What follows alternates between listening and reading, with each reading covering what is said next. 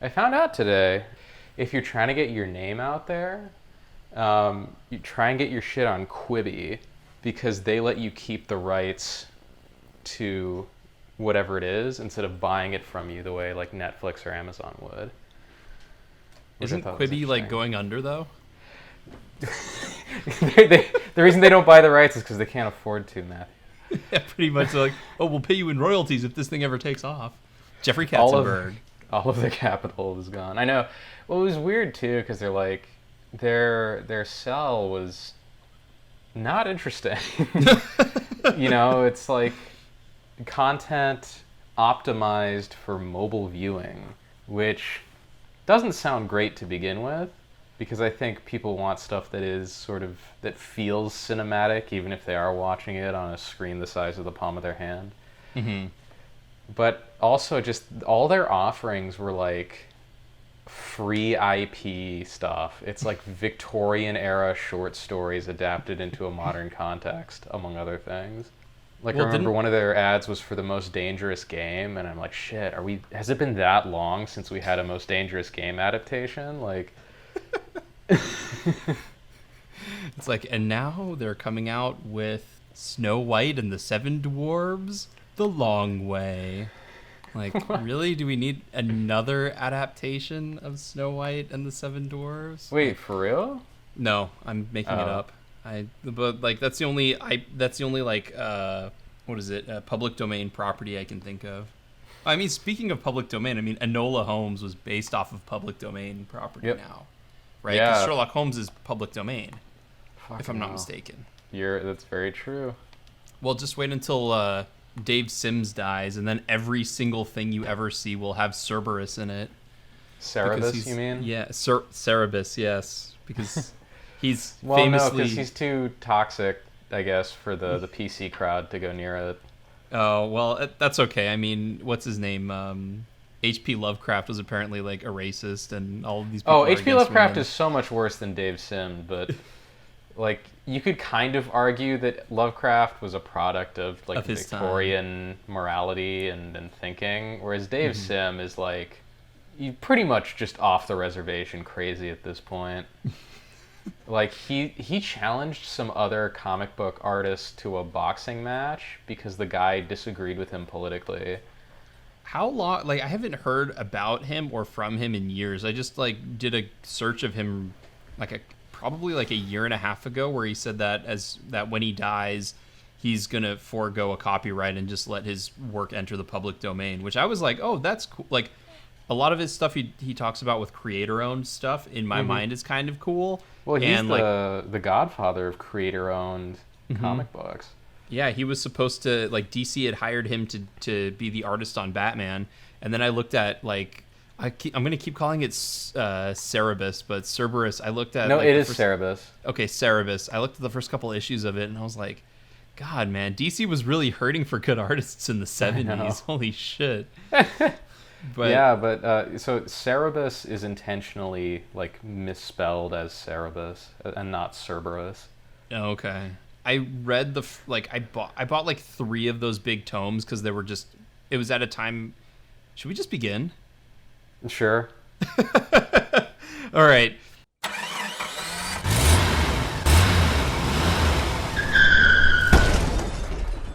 She went under the wheels. Affected. Welcome to Under the Wheels. I'm Matthew. I'm Gabe. And today's going to be kind of a free-for-all episode. There's nothing really amazingly interesting on that wouldn't take us 3 weeks to watch. So we kind of just want to do a recap, touch base, that sort of thing. Yes. So anyway, back to I'm going to fuck up the name. Dave Sims' creation that looks like a Tex Avery cartoon. Cerebus the Aardvark? Yes. When I started getting like heavy back into comics, I would go into my local comic store and I would see those big tomes of his books of just like, all the way across the board. And I was like, oh my God, I can't believe someone did something like as crazy as this. And that's of course before I knew that he like got high on, or he like dropped a ton of acid and was like, I'm gonna make 300 issues of my creator-owned property.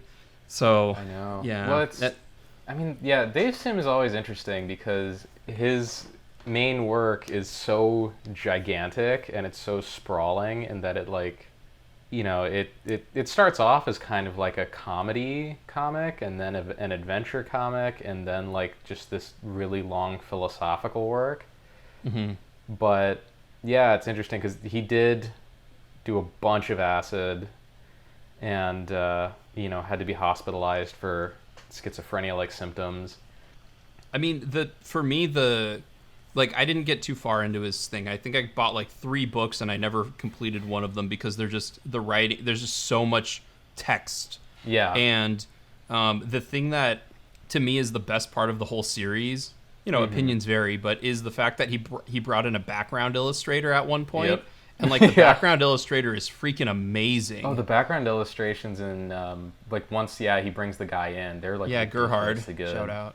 Yeah, he's amazing. And like I had no interest in reading the rest of it. I was just like, can I just see like a book of backgrounds by this guy?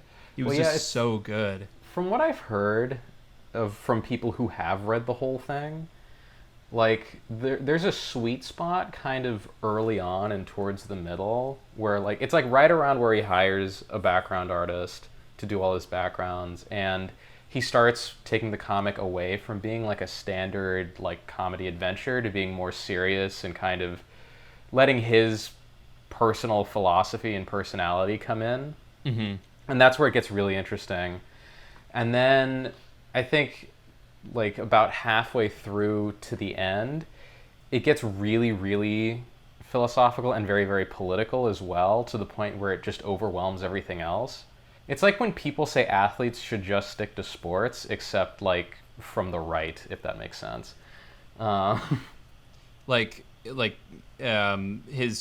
People were like, okay, we understand that you want to like promote your, because what isn't one of his main things, like he promotes like in his work there's a lot of misogyny. Yes, so it's like it's like, people should, like, you in the news lately with like LeBron and the NFL and all the riots and stuff, people are like, these athletes should just stick to sports and stop talking about politics.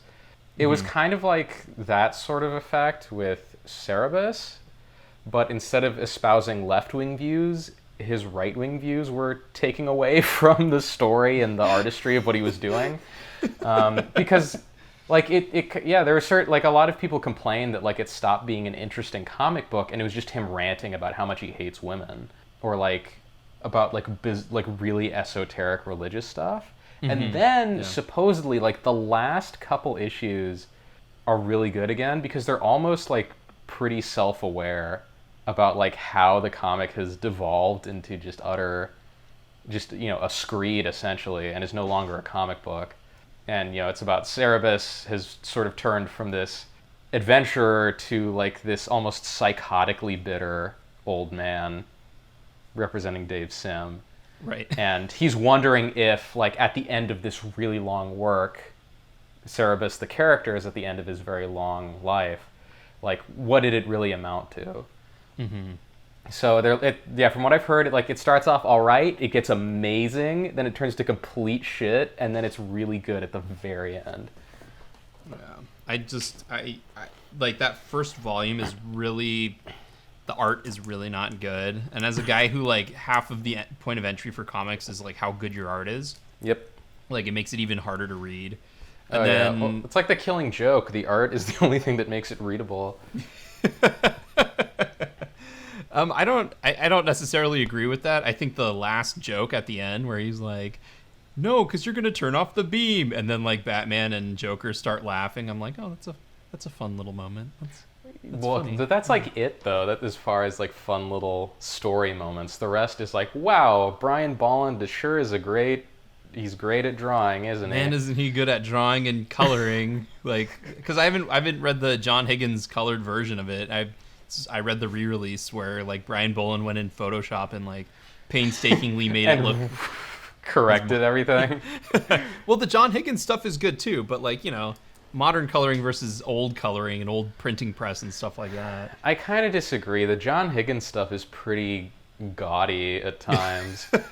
Where it's like Brian Bolland's artwork needs. Well, I mean, most of Brian Bolland's career, his stuff was never colored in. Right. You know, all his stuff with 2000 AD, Judge Dredd, and all that. It's just black ink on paper. So I think, one, you have to have a very considerate touch when coloring his drawings, but also like his style did not mesh well at all with like the 1980s, just bright neon everything colors. We where, went like, from having 8 colors to thousands of colors, and we need to use every single one with a lot of airbrushing.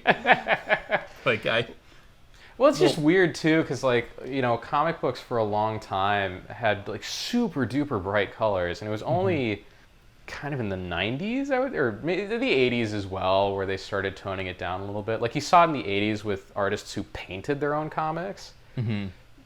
They would have more like range and nuance in the colors they used, whereas I think like a lot of the standard color printing was still pretty just. It looked like you were walking into a candy. Every panel was like walking into a candy store. It was like, you know, bubblegum wrappers and Reese's cups, and they didn't look like people in places. Yeah. Well, hey man, you had to sell your comic book, so you had to make the colors as bright and like contrasty as possible, unlike every other person who was doing the exact same thing. I know, seriously. So naturally to pick it up. I mean, again, like I think coloring in comic books has gotten a lot better, but there was that time in the 90s, like you said, where they were using a lot of airbrushing and like trying to make it look like, oh, we can.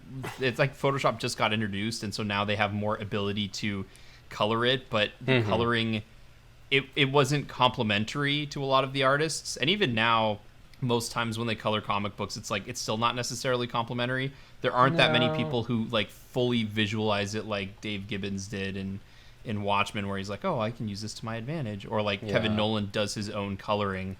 And because of that's that, the thing. Like a lot of the best comic book art is from artists who don't just pencil it, but they also ink it and color it themselves. Like, I mean, Alex Ross Smith, obviously is the extreme example with his paintings. Yeah. But like Bill Sienkiewicz was kind of ahead of the curve in a lot of ways. Oh yeah. I think Elektra Assassin might be one of my favorite comics of all time, just because of Sienkiewicz's paintings in it. Yeah. Well, and he does like so. To be fair, Bob Ross, Alex Ross. Bob Ross also does painting, but Alex Ross almost exclusively does like watercolor or gouache painting. Gosh, painting. Gosh. But he does painting. Yeah. And Bill Sienkiewicz like throws everything at the drawing he does, board. Like, mixed media Yeah, fucking comic books. His Twitter account, like whenever anyone passes, he'll do like a portrait of them, and it's like surprisingly Bill Sienkiewicz is really good at portrait work. But his portraits are sick. Yeah, and I mean, like, you know, love or hate Kevin Smith and Mark Bernardin on Batman on Fat Man on Batman did have Bill Sienkiewicz on talking about his career, and like it's really cool listening to him talk about like, oh yeah, you know, I never thought I was good enough to be an artist for a long time, and then like finally people started letting me develop my own style, and I realized that like when I did it this way, like people started buying it, and so I just kind of continued to develop my own style. So I mean, I love listening to artists talk about that kind of stuff. So like, you know, cross plug, I guess, for that episode. I'll see if I can find it and put it in the links. Yeah, they're like, I mean, Kevin Nolan is probably, especially recently, he's probably one of my most influential comic artists that I've seen, just because like from the top down, the way he lays out a page, the way he inks, like the way whenever he inks anyone, you can almost tell that it's a Kevin Nolan inking it. And then like if he goes the extra mile and gets to color it, then even though everything looks like it's all really just like different shades of brown, it's still fantastic. Yeah. So Kevin Nolan's awesome. He's one of my favorites. Even though all of his people look like really depressed, like because all of their eyes are like triangles. But it's just, he's so unique. He's got such a very like a distinct style that I really like. Anyway, what have you been watching lately? The 3 things that you've had a chance to watch over the last 3 months. I know. Well, I've actually watched a number of things in the past just 2 weeks. Oh wow. Or like week and a half. So I watched Reanimator and From Beyond, which I had wanted to see for a while. And those are probably the only two Stuart Gordon movies I will ever see. Oh, you're not going to see Dagon? No. So, like, I mean, it's funny because they're both movies are based on, you know, Lovecraft short stories, but very loosely based, and they transpose a lot of things to the 1980s. And they have a lot of the same cast, like Jeffrey Combs and Barbara Crampton are main characters in both movies. They both are not, like, Reanimator is, I think, intentionally comedic, whereas From Beyond is just not particularly scary. Neither movie's scary, even though they are, like, horror movies, technically. Well, But I think Reanimator is more like gross out type of thing, right? I'm guessing both of them are. they're both pretty gross. I mean, they do a lot of really cool practical special effects, like low-budget practical special effects. Like, there's a scene in From Beyond where this guy is, like, eaten by bees, and it's pretty amazingly rendered. And then, like, the pervert scientist who keeps coming back as, like, an interdimensional monster, he always looks just ultra disgusting. Anytime he shows up. Like, there's a great bit at the end of From Beyond where, you know, the pervert scientist...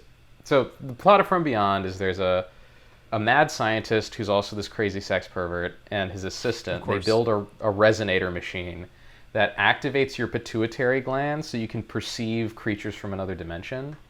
So the main scientist gets eaten by one of these interdimensional creatures and ends up taking over it. And he continually tries to come back into our world using the resonator to devour people and consume their consciousness, which he believes is like the ultimate in sensual pleasure because he's a creep. And then his assistant, you know, is broken out of a psychiatric hospital by another psychiatrist, and they're helped by a policeman to try and, like, figure out, you know, okay, like, what's going on with this resonator and how do they stop the evil scientist from coming through and fucking shit up. Anyway, crazy antics ensue, and eventually at the end, you know, the scientist's assistant, played by Jeffrey Combs, has been exposed to the resonator so much, his pituitary gland shoots out of his head, and he, like, goes completely insane and starts, like, eating people's eyes. And Barbara Crampton's able to stop him by ripping out his pituitary gland entirely. She actually bites it off. And then he's, like, back to normal. So then they team up again to stop the evil scientist. But the evil scientist turns into, like, a flying monster and eats Jeffrey Combs' head off. So then Barbara Crampton's trying to shut off the resonator and destroy it.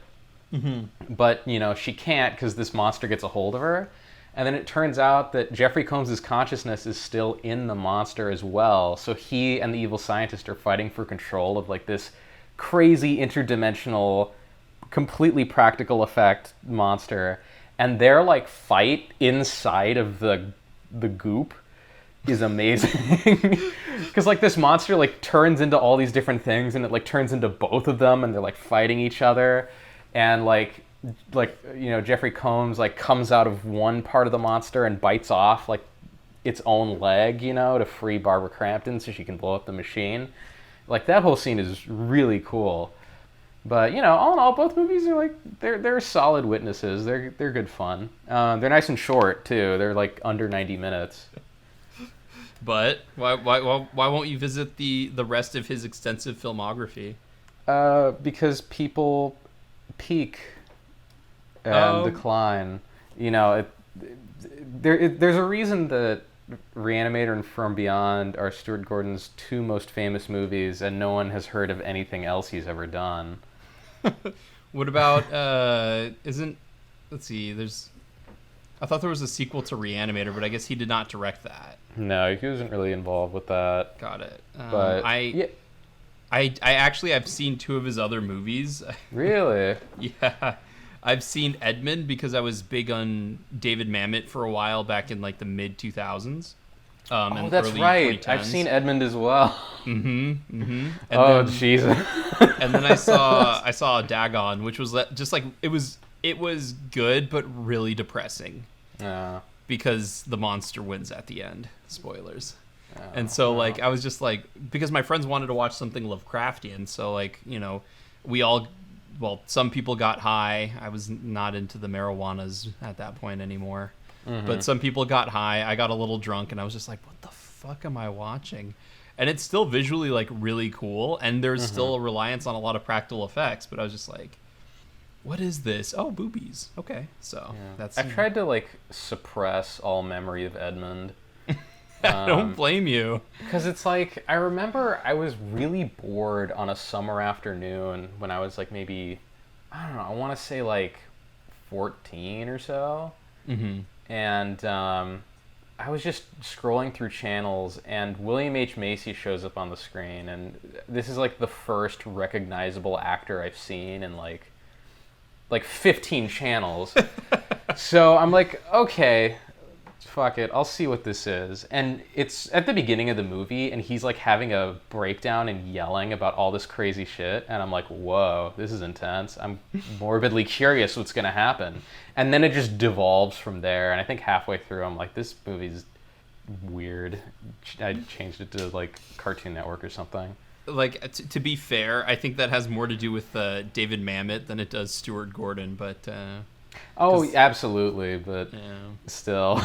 Yeah, it was weird to say the least. You mean you didn't watch Honey, I Blew Up the Kids, who he was a producer on, so never mind. Why no, I didn't. And he had a part, like, I don't know. He wrote Honey, I Shrunk the Kids. Yeah. Let's get the Reanimator guy to write a kids movie. Honey, I fucking murdered our children. Well, no, that's it had the to third be, one in the series. And then the Stuart Gordon directed one. Honey, I combined the kids with evil sea monsters, with an evil sea monster god, and it ends with like Rick Moranis fighting Cthulhu for the fate of the world. No. So the third one is Honey, I Fucking Killed the Kids, starring Rick Moranis. The fourth one is Honey, I Reanimated the Kids, starring Rick Moranis and Jeffrey Combs. And Barbara Crampton. Of course. And then the fifth one is Honey, the kids are like crazy monsters from another dimension. The first half of the movie is just the kids worshiping Cthulhu. Oh, and then at the end, the only way that they can win is if like Rick Moranis teams up with Jeffrey Combs and Barbara Crampton, and like they fuse together into a super Stuart Gordon robot type thing to fight Cthulhu, which is like completely against every other kind of editing or ending he has. But you know, it's fun to dream of old Rick Moranis who got punched in New York, like coming back for why did he get the kids ride? Why did he get punched in New York? What was all that about? I have no idea. I just saw it popping up everywhere, and everyone's like, out of all the things in 2020, this is the biggest aggression. And I was like, I mean, I understand that, you know, for comedic effect, and like, don't get me wrong, I love Rick Moranis as well, but like, out of everything in 2020? But no, I don't really know anything about it. I saw it pop up, and I was like, okay. Because I know Rick Moranis is working with like Ryan Reynolds to come back into movies now that all of his kids are like grown up. So he's like, oh yeah, I'll probably do some small acting projects now. Yeah. I mean, good for Moranis, honestly, like quitting acting just to be a good dad. Yeah. Like, I'm not against that at all. I think that's a good thing. I don't understand why he needs to come back now, but I guess if he likes acting that much, sure. Well, I mean, you know, if I were him and like my kids are all grown up and they're doing their own thing and like, oh, I can take off a month or a couple of months and do this thing that I read and I find interesting, or do that thing that I read and find interesting. I mean, he doesn't have to do a lot of stuff. Mm-hmm. He gets to do whatever he wants to, kind of like Sean Connery at the end of his career, although heaven forbid Rick Moranis find the League of Extraordinary Men equivalent for him. Oh God. Every time Sean Connery comes up in conversation, I end up Googling him just to see if he's dead or not. He's still alive. He's still going. Going. I mean, he's alive. Well, he's not going. I wouldn't say he's going. It's not like Kirk Douglas, where Kirk Douglas was like doing shit until the day he died. It's like Sean Connery is slowly like withering away, looking at like Dragonheart and James Bond and Well, I've heard Entrapment, he's wondering he's where it pretty went. much senile at this point, which is kind of why he's not in a lot of. Well, I mean, which is kind of why he retired.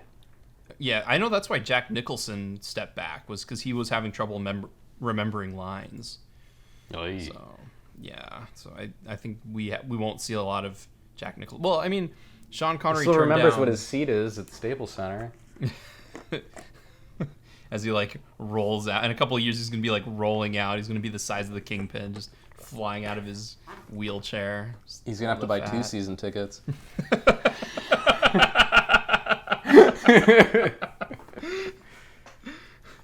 How old is Jack Nicholson even married anymore? Like, how old is his current? Like, he's like the original Leonardo DiCaprio, where like he would just trade in his wife whenever they, like, every 10 years get a new wife. Yeah, I don't think he's married. He's younger than Sean Connery though. Yeah. Well, Sean Connery was in his 20s in the 60s, and Jack Nicholson didn't really come on board until the end of the 60s. That's Right? true. 'Cause that's when Easy Rider came out. It was end of the 60s. Jack Nicholson, man. When did 5 Easy Pieces come out? I don't know. Oh, 1970. There you go.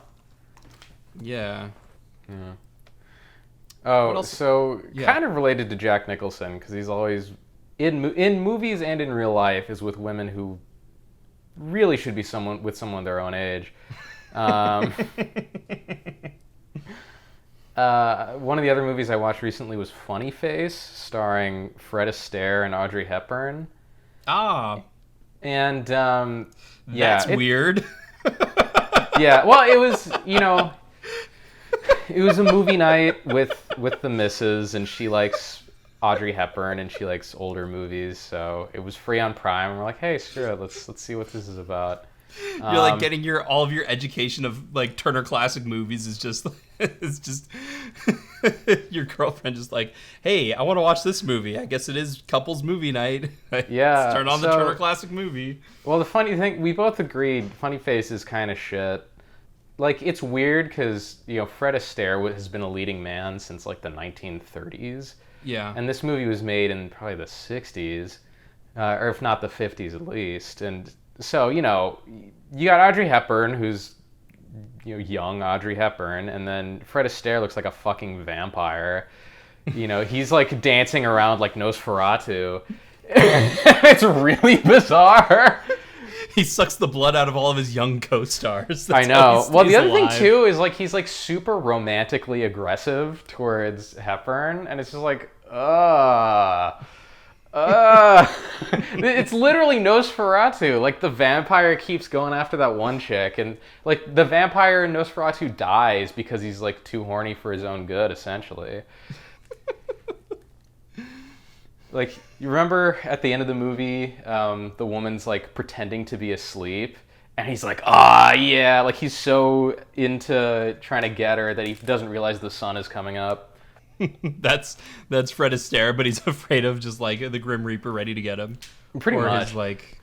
His plastic surgeon, I guess. 1957, directed by Stanley Donen. Oh, okay. So, not quite the 60s, but... No, it's close enough. I mean, the movie sucks for many more reasons than just the age gap between Fred Astaire and Audrey Hepburn. Its story is basically non-existent. It's like you know how superhero movies we're oversaturated with them today, to the point where like there's a lot of superhero movies now are just lazy garbage. Yeah, or they just change the genre to where it's just an excuse to have, like, we just need an excuse to put superheroes on the screen. Mm-hmm. Yeah. Well, and then students of film history would know that musicals had the same level of popularity in the 1950s and 60s, where it was just musicals everywhere all the time. And this felt like this felt like the Justice League of musicals, you know what I mean? Like, it was just slapped together because, like, we need a musical for the third quarter, you know? But yeah, it's like, everything feels very staged, like they're running around on a stage and there's a very clear fourth wall that they do not breach. So the blocking and the camera work is all weird in that way. Everyone talks strangely, like there's all these fucking sequences that you would only find in a medium as abominable as musical theater, like where there's a woman who's an actual character and has a name, and she's talking entirely to herself. Like she's having this really long, ultra theatrical, over the top conversation with herself, and then there's a bunch of extras following her around, like nodding, saying yes, yes ma'am, no ma'am, and this is like the kind of shit you would see in some shitty musical. And then she's like, trying to solve a problem, and she's solving the problem by talking to herself, and it's very staged. And then, when she's like, I've got it, an idea, and then she breaks out into song. And it's like, I want to die. This is horrible. And the whole movie's like that. It's like just bizarro setups for terrible songs, and there's no like logic to it. Everyone's yelling all the time because I think they think that they're on a stage, and when you're a theater actor, you yell all the time because people in the back of the room have to hear you. It's like, this is a fucking movie. You don't have to scream all your fucking dialogue, man. And then like, God, they land in Paris and then do like the Paris tourism video with a song and dance, and it's awful and cringy.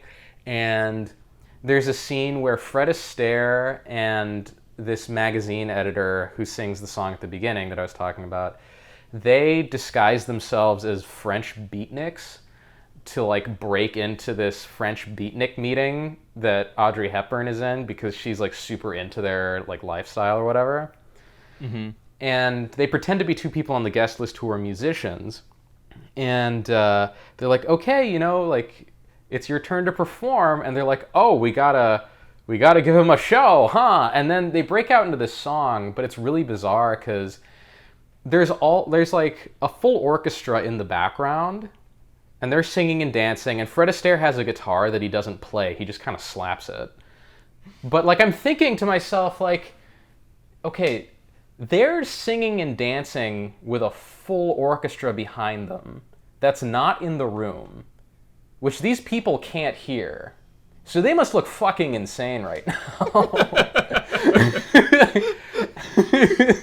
And the song they sing is terrible. Like, everything's like, I think all the songs in the movie are from the Gershwins, and they all suck. Yeah. Like, every single one of them is bad. Yeah, the movie's not good. It's like laughably bad.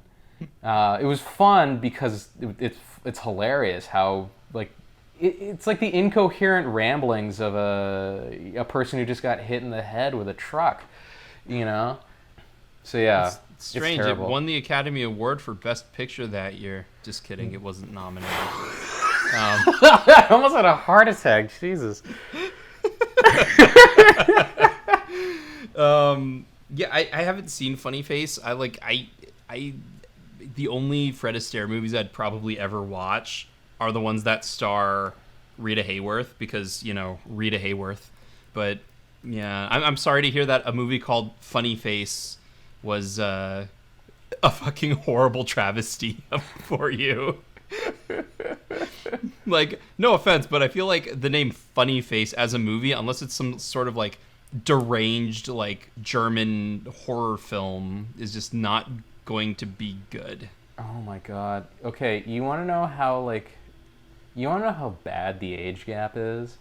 So Funny Face is a musical from 1927. Oh no. Oh no.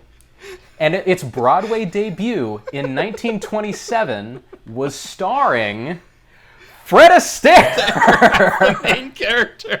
As the main character. So Fred Astaire reprised his role 30 years later opposite a woman who wasn't even born at the time.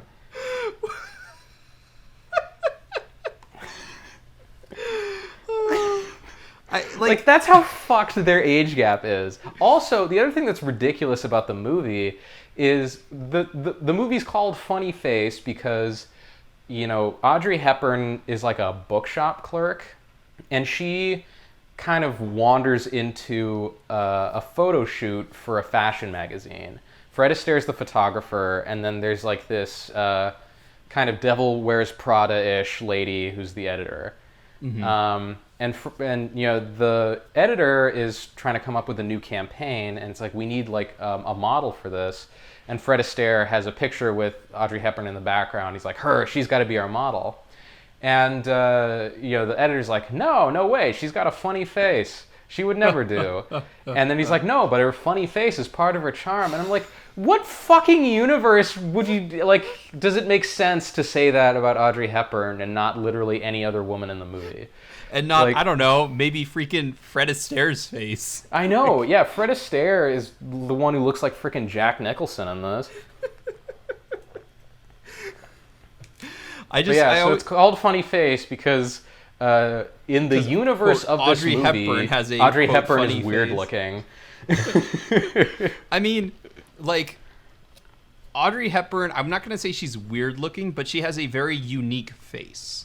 So I can understand why they would say, oh yeah, it's her. She's got a unique look. I mean, she looks like a twig, and then and yet like she has all of these like somewhat exotic features. Like she has a very round head, she has very distinct eyes, but like a funny face. That's like trying to make me believe that Audrey Hepburn in My Fair Lady is like a poor Cockney woman who is not very attractive on the outside when you first meet her. Like, no, you have to put a lot of old woman makeup on her to make her look ugly like that.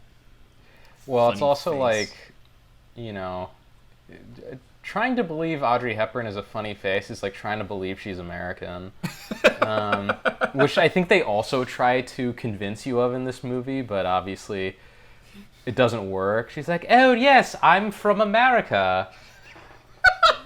Howdy, partner. May I have a hamburger, please? Oh, bloody hell. Like, you know. Where she's like, oh, may I have some biscuits? I mean cookies. Ha ha ha. Like, what? Don't forget, like, I feel like Audrey Hepburn has a career of, like, they always paired her off with men who are always substantially older than her. Because, like, there's Funny Face with Fred Astaire, and then there's Sabrina with Humphrey Bogart, and then there's Charade, which with our favorite actor of all time, well, one of our favorite old actor names of all time, Archibald Leach. So, so I feel like there was like she was just like the young woman that they'd always put with older men, kind of like what's her name, Grace Kelly was as well for a time. It's just Hollywood back in the golden age of Hollywood. There's stuff that I find really interesting, but also stuff that's just really creepy. Yeah. So Audrey Hepburn was a solid 30 years younger than Fred Astaire in Funny Face. That's not the worst age gap I've seen. It's not the worst. But it's not. I mean, what was Joe Pesci and Marissa Tomei's age gap? Like, that had to have been pretty big in My Cousin Vinny. I don't know. Never seen My Cousin Vinny. I haven't seen that either. There was another one that I saw where it was like you look back on it and like the girl is like she's like 26 and the guy in it is like 56 or something like that. I mean, you know, almost all of the 80s Roger Moore James Bond movies were like that. Oh, yeah. It was Die Another Day with Rosamund Pike. She was like 25 or something, and Pierce Brosnan was like pushing 60. So, wait, what? Something like, yeah, let's see here. How old is Pierce Brosnan? I think he's pushing. He's pushing 70. Jesus. Yeah, he's old. Yeah, he's old but looks good, except for like the top of his head. You can see he's clearly losing a lot of hair. So he's 67, and Rosamund Pike. Because I remember I was looking this up and I was like, Jesus Christ, like what? And she's 41, so it's not that bad. It's only a 26 year age gap, so I guess it's not that bad. But still, it's still creepy as fuck. Yeah, I mean, it's Funny Face. It stinks. It's not good. There's also like a sequence in the middle where Fred Astaire does this long dance number. I was about to ask about that. Yeah, just kind of in a square outside of Audrey Hepburn's window. Mm-hmm. And during this dance number, like he kind of mimes a bunch of different activities. Like he's a matador fighting a bull, and then he's like playing golf, and then he's playing baseball, and like the music changes to accompany whatever he's miming out. But like, I'm sitting there thinking like, what the fuck does bullfighting, baseball, and golf have to do with each other or the story or Paris or photography or modeling or literally anything that's going on? It's just like Fred Astaire's like, hey, I have a cane in this scene. I could dance around with the cane and pretend to be a bullfighter, and then I could pretend to be a baseball player. And the Stanley Donen, probably because his brain had gone completely soft at this point, was like, yeah, sure, what, I don't care, whatever. I was gonna say, wasn't he relatively young at that point? Like, yeah. Yeah. I'm like, wait, he did Singing in the Rain, didn't he? It's like, well, he did Singing in the Rain, and then nothing else good or interesting. Well, yeah. Ever after. Yeah. Or before, really, if we're being honest. Okay, granted the dance number was weird, but was it at least good? And I'll tell you why, because I've got were the dance numbers at least good? No. Okay. Well, you could there were a lot of background dancers who you could tell were like good at their job, but Audrey Hepburn, she's fine. The lady who plays the editor could not dance to save her life. And then Fred Astaire, Fred Astaire's a good dancer, but he's also 60 in this movie. So, age does things to people. It's like the Robert De Niro elbow in The Irishman. It's like, Fred Astaire's 60-year-old legs are showing their age. He's got like a weird wobble on one of his legs or something. I mean, he's reasonably athletic for how old he was, but, he's a far cry from what he could do in the... when he was 30 in 1927 when this fucking play was written. I will say that, like, I'm biased against Fred Astaire because it seems like to me he was a dick to his co-stars because he demanded that all of the dance numbers that he do be done in one take, and he would dance his co-stars until their toes would bleed. But here's the difference. Are you sure you're not thinking about Gene Kelly? No, because I've heard the exact same shit about him. Oh, really? I know. I'm pretty sure I've heard this about Fred Astaire because this was like one of those things about Fred Astaire. It was like, no, it has to be perfect, and Ginger Rogers and stuff. Like, Fred Astaire would be wearing shoes that were uncomfortable because they were dress shoes, but at least, they were shoes. And his co-stars would be wearing high heels and like extremely painful shoes. And granted, I'm going to go out on a limb and say the co-stars had to do more difficult moves because on average, women have more complicated dance maneuvers they have to do than men. Men have to do lifting and they have to do a couple of things here and there if they're able to. So the women's feet would be bleeding, and then they would have to do another take and another take while they're wearing these really uncomfortable shoes. And there's just something about it that just, like, Fred Astaire being so demanding and not understanding what his co-star goes through just makes him seem like a dick of a guy. And I'm sure it's partially like the time period they were in. But I always, I know people find it so romantic on his movies when they're dancing and on clouds and it looks so good for the camera, but just knowing behind the scenes that Ginger Rogers had bandages filled with cleaning to make sure that she could clean off her toenails that she's about to pull off just for the sake of the shoot, that kind of dampens the whole sensation for me. But that's just me. Well, I mean, there's no sensation to be dampened, so I guess not. I don't think you're going to be watching. I need to pull a random Fred Astaire movie now. Gay divorce. I was going to say Holiday Inn, and I was like, wait a second. Yeah, gay divorce. That's better. Back when gay meant something completely different. Mm-hmm. Oh, funny face. Oh my god. Ugh. It'd be funny if Fred Astaire was actually gay, and it was one of those tragic he was gay and nobody in Hollywood knew. And like 58 prostitutes come out like years later and like, he was gay? Like, Well, I mean, it's weird how social perceptions of homosexuality have changed, because it's like only in that time could you like wear those suits and sing and dance around on stage and everyone would be like, oh yeah, he's definitely straight, everyone's straight. And that, like, if Fred Astaire was alive now and working now, everyone would assume he was gay until proven otherwise. right.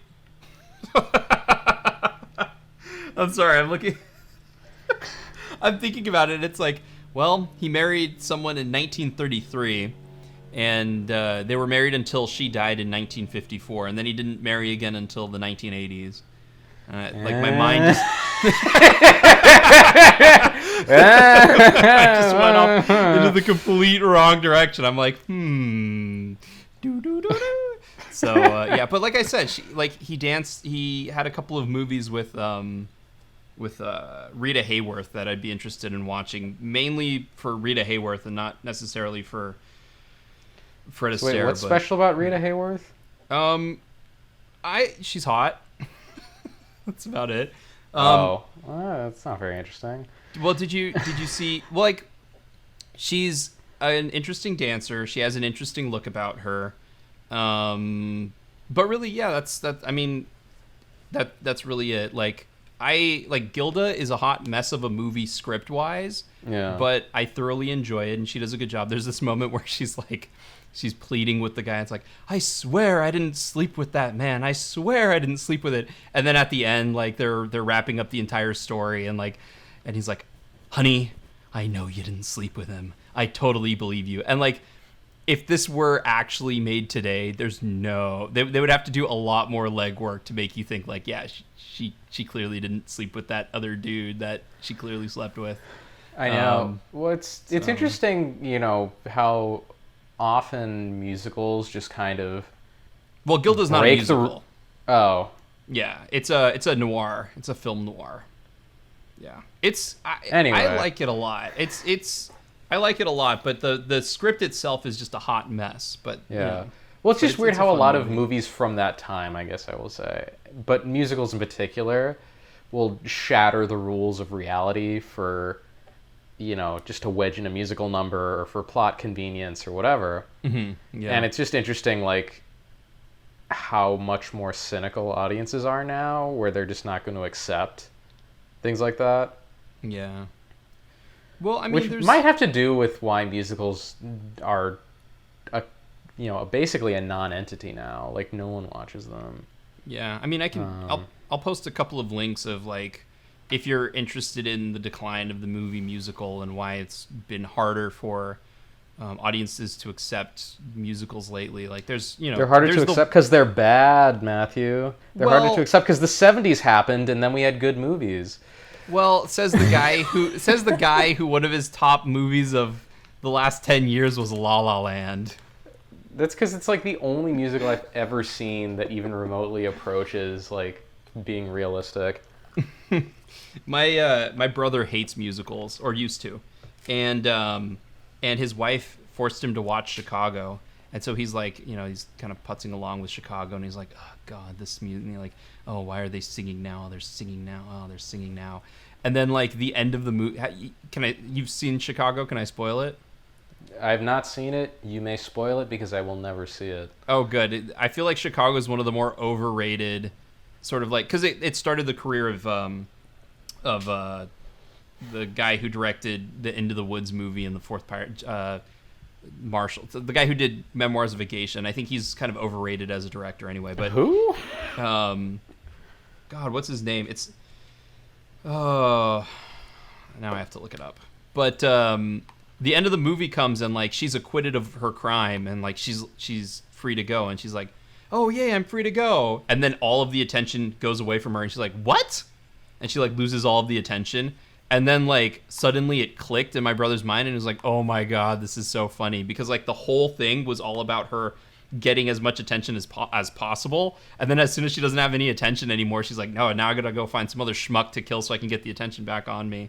So he liked that musical or that movie specifically because it was all about how it was kind of like an inversion of what most people typically think of musicals, where it's like everything ends happy and song makes the world better and this and that.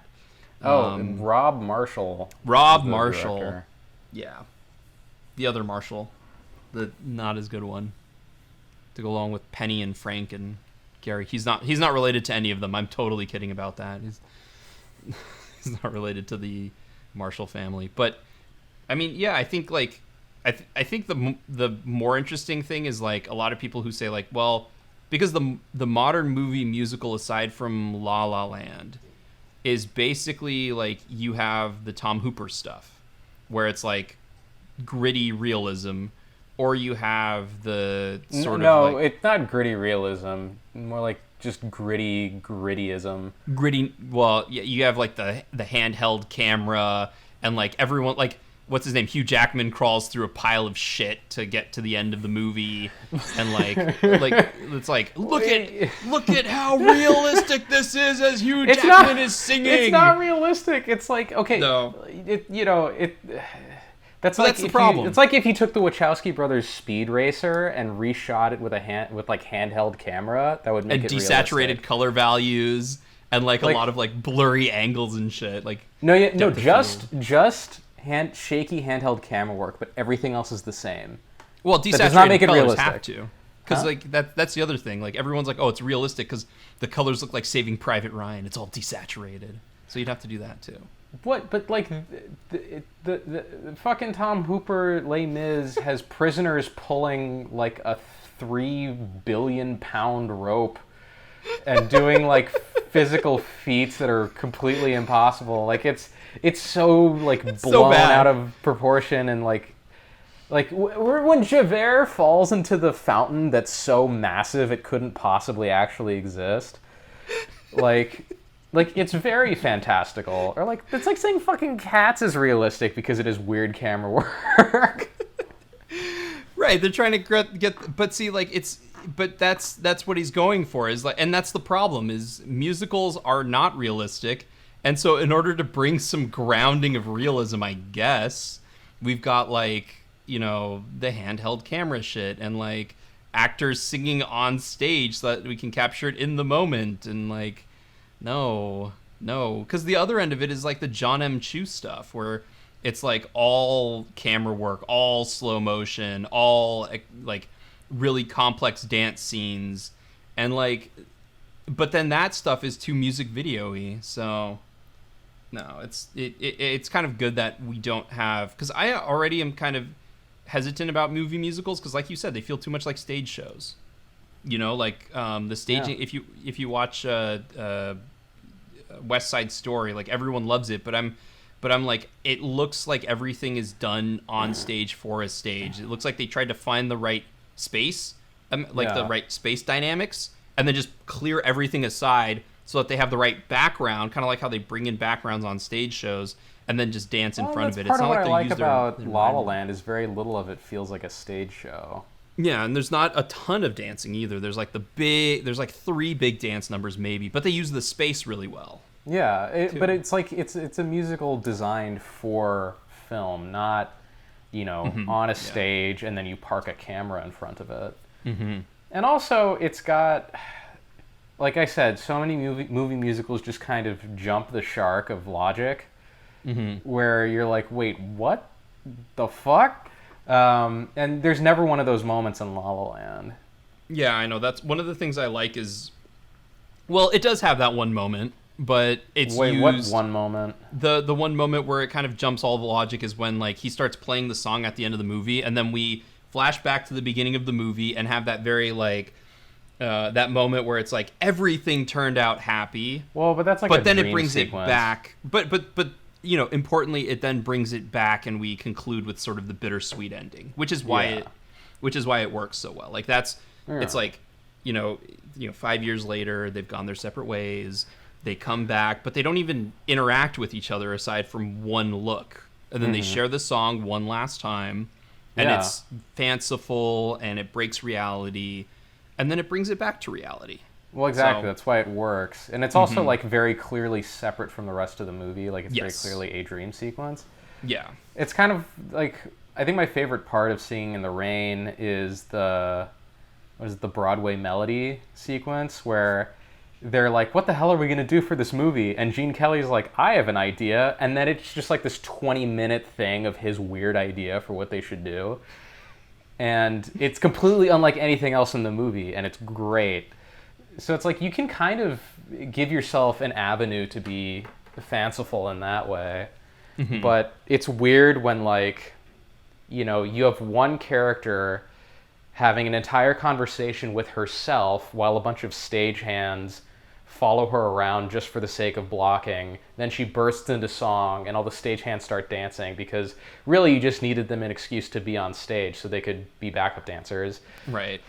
And everyone I- yells all the time, and nothing makes any sense, and it makes my head hurt.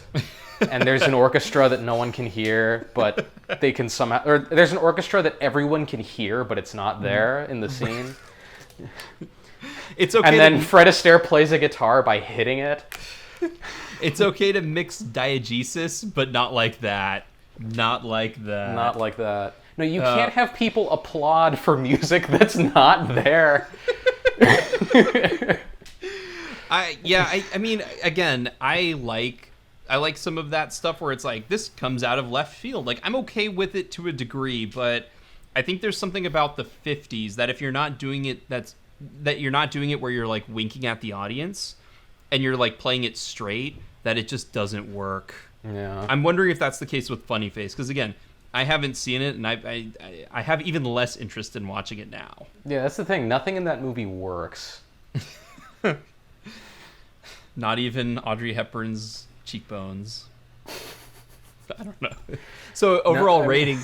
So in overall rating, is this Furiosa like silently screaming as Junkie XL score builds, or is this just mediocre?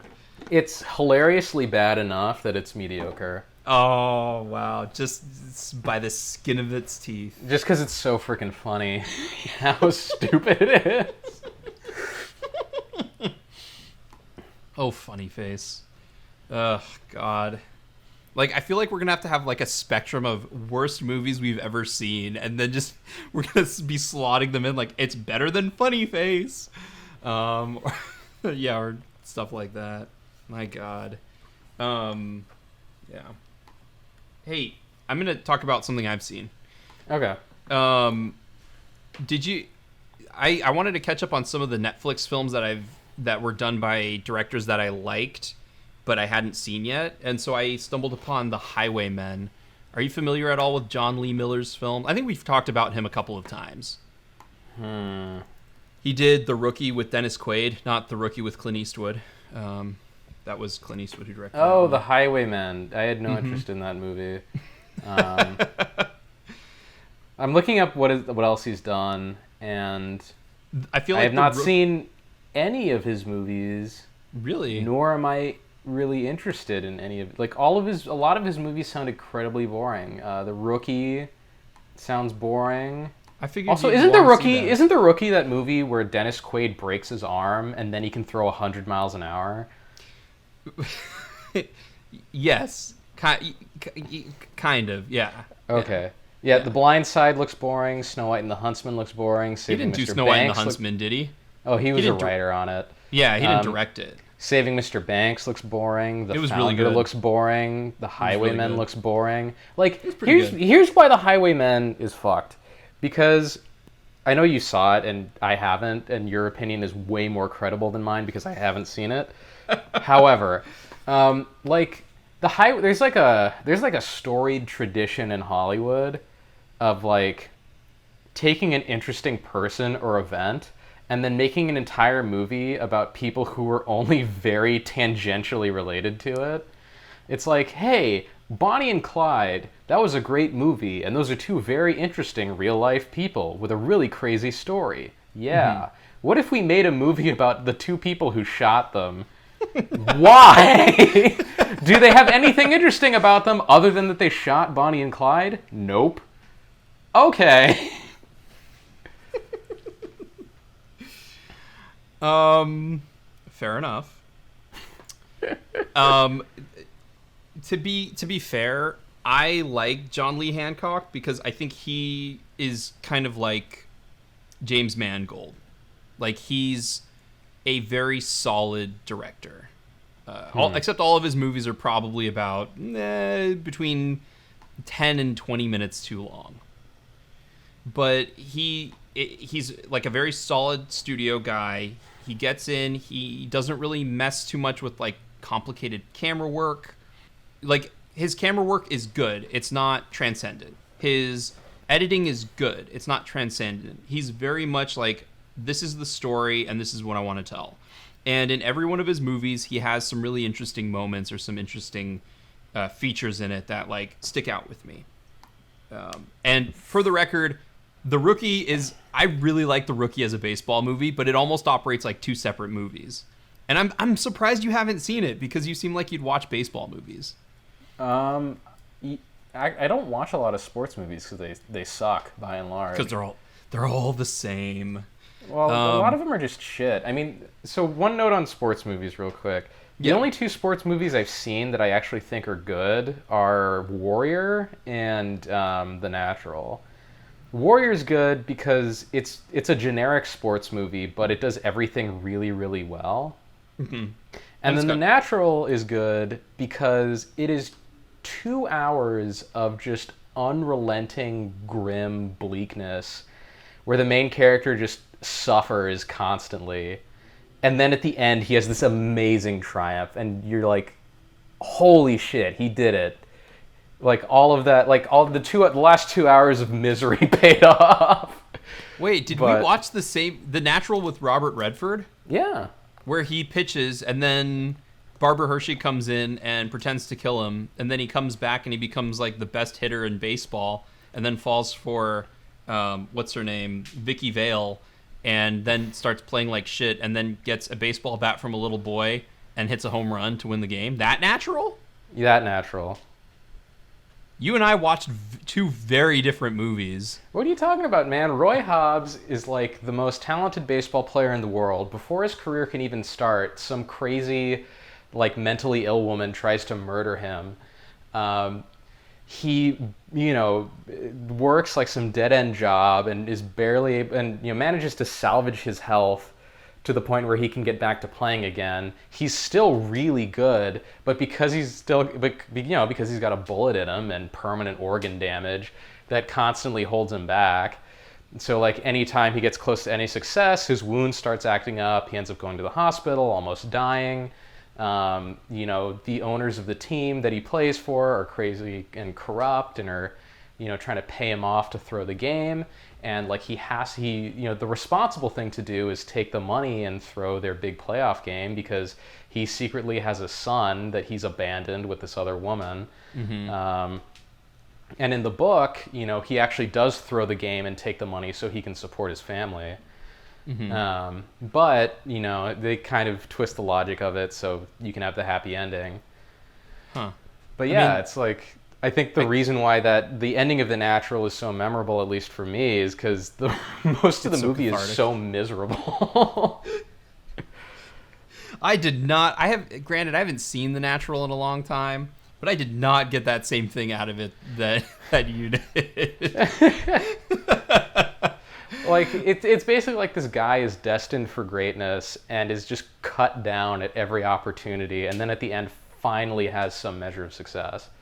Huh. And then he goes and marries Glenn Close. Yep. Well, because, she's the mother of his child who's like 20. Yeah. The next Natural. That's funny. I guess maybe I should go back and rewatch it because there's a lot of that I don't remember happening. I mean, I remember it being depressing and like in that sort of like 1970s way, even though was the movie like the early 80s. But like it had like a very 1970s feel and like, I know I've said it a lot in a mocking way, but like sort of like gritty way and like where it was like everything was dirty and shit. Mm-hmm. And But like overall, I was like, well, it's not that bad because Robert Redford, and maybe it's just because Robert Redford always looks like the kind of guy who can keep his chin up even in the worst of situations. But I was always like, yeah, the situations never seem that bad until he goes on that really bad hitting streak when he starts dating Kim Basinger. But like, I like overall, I mean, I remember it being really depressing in the beginning, being okay except for the coach who was like losing his fucking head in most of the middle of the movie, and then at the end finding a lot of satisfaction and catharsis as he hits that final home run. I did forget about the bullet like basically ruining his career after one season. I did forget about that. Yeah, that's the thing. It's like it's another bittersweet thing. Yeah, the movie's very bittersweet because it's like, you know, it's about all this, the man who had all of the potential in the world, lost almost all of it, but then manages to reclaim just a little bit through just grit and force of will. And the Savoy Special. And the Savoy Special. That's the best. I mean, there's a lot of other things in it that I like his father dies when he's really young and a lightning bolt hits a tree and he makes a bat out of that. Well, so again, the mythological implications of it all is really the cool. book is based on the legend of King Arthur as well. So like the Wonder Boy bat is supposed to be Excalibur. You know, he inherits a lot of ability, but like King Arthur, kind of fails in a lot of ways to bring it to bear. He's tripped up by, you know, an evil, seductive woman, Morgan Le Fay, who's the Kim Basinger character. And eventually, you know, kind of, like I said, in the book, he breaks the bat, he breaks Excalibur, which is like, you know, having it thrown back into the lake, and he kind of has to accept the consequences of his hubris and his bad choices. He throws the game, takes the money, and uses it to help support his son, who he's abandoned. So, but you think the movie, do you think it's a better adaptation? Like, do you think the movie transcends the qualities of the book, or do you think the book's better? I like the movie just because the ending is so cathartic. It's hard to imagine it any other way. Yeah. But yeah, The Rookie. It's 70 depressing, but not that 70s depressing. Exactly. So yeah, The Rookie. Well, The Rookie's weird because like the first half of the movie, it's him as a coach who's kind of like, he wanted to be a pro, but he broke his arm when he was trying out, and he was hitting the 80s, or he was hitting 80 miles an hour, and then he goes and coaches his team, but he's throwing batting practice, and he starts like really like throwing harder and harder because the kids are like, if we're facing real pitchers, we got to face real speed. And they realize that he can throw hard, and so they give him a challenge. Like, if we win districts, you try out for the majors. So they win he coaches them up. They win districts. There's some fun shenanigans that happen that involve like the field of play and stuff. And then he goes and he tries out for the Tampa Bay Devil Rays. And the second half of the movie is basically sort of like the hard life you lead as like as a minor league baseball player, because he gets drafted, but he's passed over in favor of younger guys, and so he has to play as a minor league player, and he's writing to his wife and his kids, and he gets homesick, and then the Rays bring him up to, like, they bring him and a catcher up to the majors, and he pitches in a game and he strikes out the guy or whatever, and like then it ends like most movies with after pitching like 1 or 3 seasons with the Tampa Bay Rays, he came back home because of homesickness or whatever. So it's a pretty cliche story. It's done really well, and they have the super fast pitching sound effect whenever old ass Dennis Quaid chucks the ball. But also I'm also partial to it because it's a left-handed pitcher, and I'm like, yeah, lefties. So it's like it's hard throwing lefties and stuff. I enjoyed it. Most of his movies, as you can tell, are biopics, and so there's he plays fast and loose with that. But like, I did enjoy The Highwaymen. Yes, I've seen Bonnie and Clyde. It's almost like the cop side of Bonnie and Clyde, where it's like no one else can catch them, so they have to bring the Texas Rangers out of retirement for one last ride, kind of thing. But they have this one extended scene where Kevin Costner goes to a gun shop and he's just like looking at the guns and he's like, that one up there, what's that? And the guy brings it down and he tests it and he's like, all right, I'm gonna need 2 of these, and he goes through basically a shopping list of all the guns he needs, and I'm like, all right, that's cool. That's the scene that's gonna stick out with me. But like I said, John Lee Hancock makes he takes content that might be sort of blah or boring, and he's able to make it more interesting. So I'm kind of a fan of his, so I was excited to see it. It's probably one of the better Netflix movies, which is not saying much, but especially released in the last 3 years. But it was fun. Woody Harrelson and Kevin Costner have some fun together. It wasn't the worst thing I've ever seen, I should say. You're not really selling me on John Lee Hancock or anything that he's made. Well, you already don't seem the other thing is I think the only movie of his that you might find a little bit interesting is The Founder, because you're gonna go. I think if you wanted to see The Highwayman, you're already going in sort of not interested in seeing it, because in your mind this content has already been covered. We've already covered Bonnie and Clyde. They went out, they partied, they robbed a bunch of people, they killed a bunch of cops, and then on the side of the road they mistook a broken down car and were gunned down by a bunch of people, basically in cold blood. They just killed everyone. Yep. The way that this movie handles it is that the 2 main characters are kind of somewhat hesitant. One of them has the complex of I've killed so many people and I always see all of the people I've killed. And then the other one is Kevin Costner, Kevin Costner's character is just so when it comes down to having to do the job, he's so by the book, straight laced. What do we have to do? We have to stop these people no matter what. Okay. And so they kind of recount this story about how Woody Harrelson, of course, does it because Woody Harrelson's a good actor and he's a good storyteller for the most part. And so he kind of tells the story about how they were in a battle with some Comanches or whatever, and Comanches? What year is this? Comanches or Mexicans, I don't know, but robbers that were holed up and they had some hostage, or they were holed up in this one hideout. I was how close was Bonnie and Clyde to the Alamo? Well, if this were the Alamo, then Woody Harrelson and Kevin Costner would be dead because they lost the Alamo. But he tells this story about how these other people who were in charge were oh, well, maybe we need to do it safely like this. We need to wait for them to shoot before we shoot them. And Kevin Costner came in and he's they've killed X amount of us already. Here's the new plan. We say it once. If they don't respond, we go in shooting everyone. And that's just how we have to do it. And so then at the end of the movie, he's when it comes to Bonnie and Clyde, he's look, Bonnie and Clyde have gone a route. They don't just kill officers. They kill them and then they shoot them in the face so that no one can recognize them. And then they boast about it. There's no going around it. There's this one guy who was in love with Bonnie. He's look, the girl that you fell in love with, she's gone. So you just have to go and just shoot her. And I think he ends up shooting her right through the eye or something. So it's these 2 kind of no nonsense men, and sort of the strategic way that they figure out how to lure Bonnie and Clyde into a trap where they can go and gun them down. And I kind of like the efficiency and the ruthlessness of it.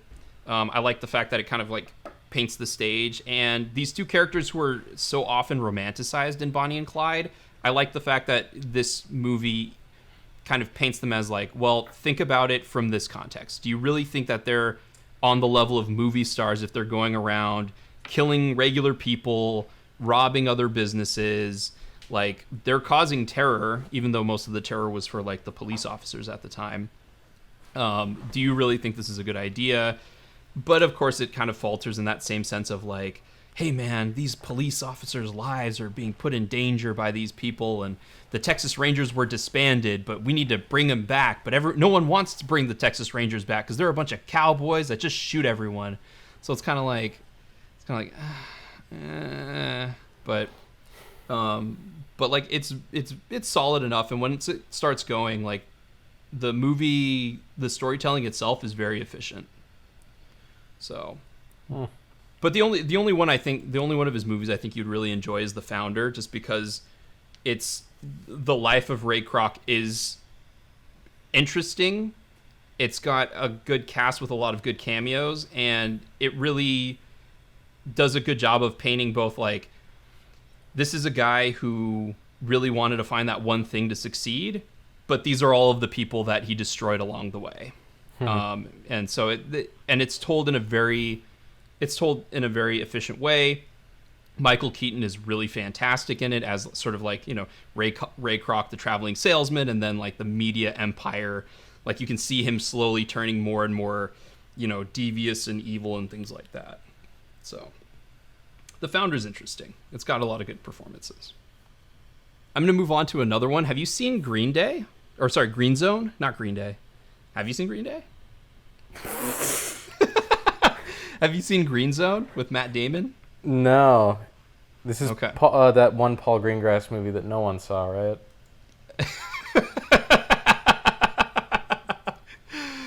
Yeah. The one about weapons of mass destruction. I don't even know what it's about, but I know that there was a Paul Greengrass movie with Matt Damon. It came and went. No one saw it or ever talked about it again. Until now, Matt, you've seen it and are ready to talk about it. If you watched the Bourne movies and were sort of like ho-hum on them, like I kind of like the style, but it's a little hard to follow everything. Like, I felt kind of off-put by the sort of like the gritty, realistic style kind of got in the way. I liked Greenzone a lot. It still had a lot of the sort of Paul Greengrass touches, but because it was more of like a real story about a real conflict and event, I think it works a lot better. And I like the way that it paints all sides of the equation. Whereas like it's the story of Matt Damon's a soldier, but he's a really good soldier. He's a really accomplished soldier. And he is tasked with investigating and clearing out sites where they believe weapons of mass destruction are. And he feels like something strange is going on. He has an interaction with one of the Iraqi locals who like came out, and he was just like, look, this is a bad guy. This is what the bad guy's doing. And Matt Damon's like, why are you helping us? And he's like, because I want to make where I live better. I want you guys out because you guys have come in here and you've created a bunch of chaos for us, and now we can't go back to our normal way. So Matt Damon investigates it, finds out that there's nothing there, and then gets recruited by one of the CIA officers who's played by Brendan Gleeson to do some sort of off-the-books investigating as to what's going on with it. And I really liked it. I thought it was really cool and did a good job, unlike a lot of movies, of sort of presenting both the American side and the Iraqi side of just like people on the ground level and what they would have to deal with in sort of like an invasion of this sort.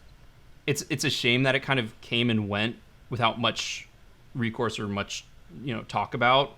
I think it came in a year. It was a pretty good year for movies, but like I recommend it. I think it's a high witness. I think that it's definitely worth seeing, even if it gets a little heavy-handed with some of its commentary.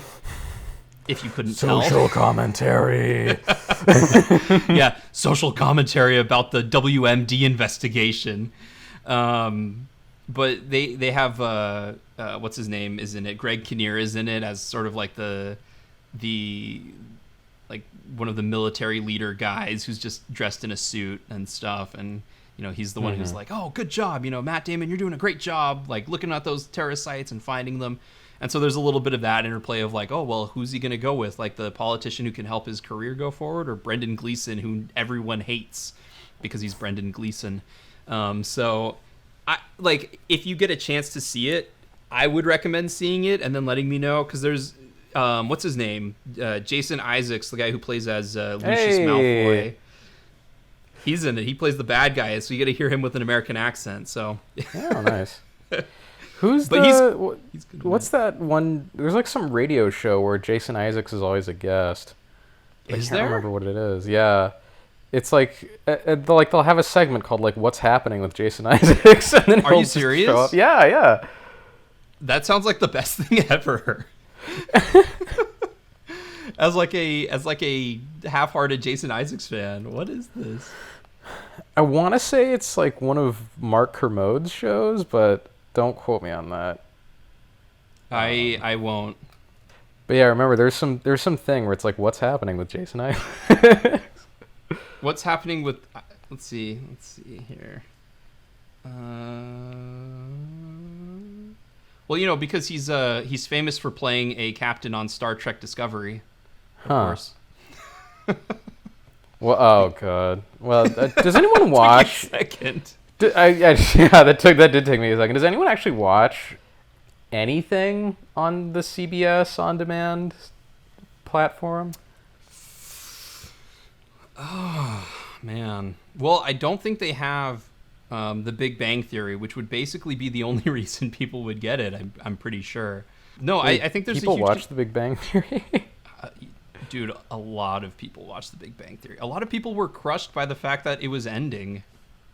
I personally could not care less. I thought it would have ended like 10 years ago. But Chuck Lorre has this ability to like make even the dumbest ideas last for 10, 20 years. I mean, just look at 2.5 Men. Okay, Dharma so and Greg. It's the Mark Kermode and Simon Mayo's film review on BBC Radio 5. Mark Kermode and Jason Isaacs went to like high school together or something. Mm-hmm. So Jason Isaacs is a very frequent guest on that show. And apparently they shout him out constantly. So that's that whole thing. Dude, that's cool. Like, I feel like Jason Isaacs is one of those actors that I like him in whatever he's in, even though what he's in is never always the best stuff. Star Trek Discovery, for example. But, yeah. Like, but he's just sort of never gotten enough. Like he's a character actor. Like, he could have been more, but he kind of was a character actor and has just kind of stayed a character actor, which isn't a bad thing to be. I mean, he's incredibly successful. He's a go-to guy if you need a villain. But like, for example, he was in the film Scoob as the villain, Dick Dastardly. So he's still getting work, but okay. But yeah, I recommend Greenzone if you haven't seen it. Okay. You might not like it as much as I did, but I thoroughly enjoyed it. Well, also, one last note. I liked Matt Damon in it because normally when you get Matt Damon, you kind of get sort of like cocky, arrogant Matt Damon. There was a certain amount of efficiency about Matt Damon's performance that I really liked in the movie. You've used the word efficient a lot in this podcast so far. I know, today I certainly have. But it's true. Like, it reminded me why Matt Damon used to be seen as a good actor, as opposed to now where he's basically just Matt Damon, but he puts on a fake accent for whatever role he's in. Yeah. I mean, that was still during the time when he was really good. Yeah. And was consistently turning in good performances. Yeah. So, you know, it was before Elysium. So I feel like Elysium is where he jumped the shark. I barely remember Elysium. Count your blessings. Elysium was one of those movies that it should have been like the best thing ever, and like, at least for nerdy guys like me, it could have been awesome. Yeah, but it ended up being kind of equivalent to a steaming pile of shit by the end. Like, yeah, no, somewhat doughy Matt Damon. What's the name of that director who makes all those crappy movies in South Africa? Neill Blomkamp. Neill Blomkamp, thank you. Mm-hmm. Yeah. He also has Neill Blomkamp. I think like District 9 was a really fun movie. I liked it a lot. But yeah, everything after where he either has ninja in the movie or tried to get ninja in the movie and it didn't work out, so he had to put Matt Damon in it. All of that stuff is terrible. And I don't know why he's always trying to throw the die antword people in movies, because they're not entertaining. But I guess it's a South Africa thing. I don't know. The what? There's a South African music duo called Die Antwoord or Die Antwoord or something like that. Mm-hmm. It's a man and a woman. The woman is Yolandi Visser and the man is Ninja. They're the two, like, they're both in Chappie. But I think the main character in Elysium was supposed to be played by Ninja, and when he couldn't get him, he got like Matt Damon or something. I thought the main character was supposed to be played by Eminem. Oh no, I think it was supposed to be Ninja, and then when he couldn't get Ninja, it was supposed to be Eminem, and then when he couldn't get Eminem, it was supposed to be Matt Damon. Yeah, I mean, or ended up being Matt Damon.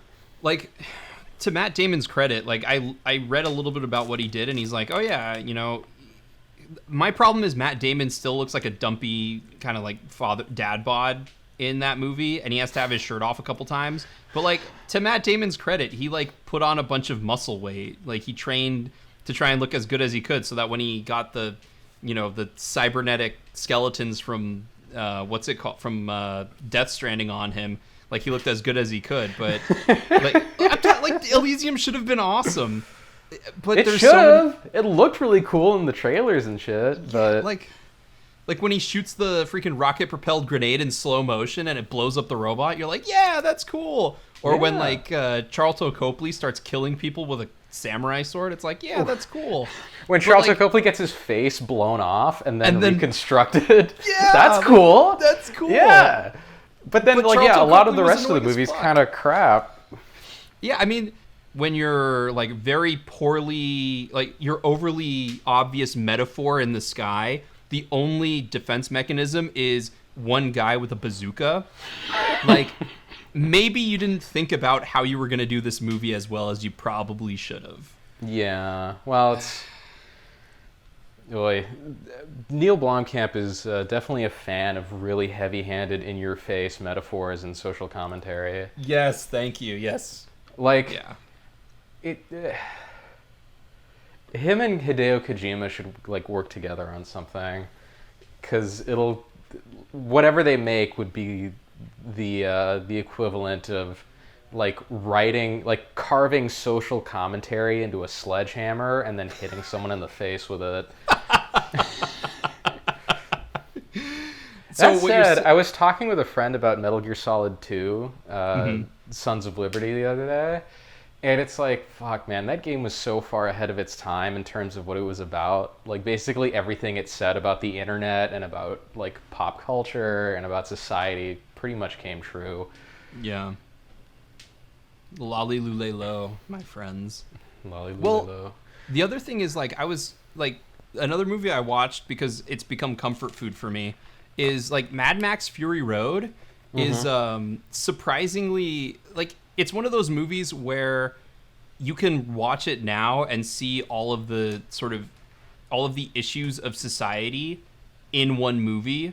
But saying that, like, oh man, it's like it predicted, you know, all of the problems we have with society, like to the point where like Trump looks like Immortan Joe right now.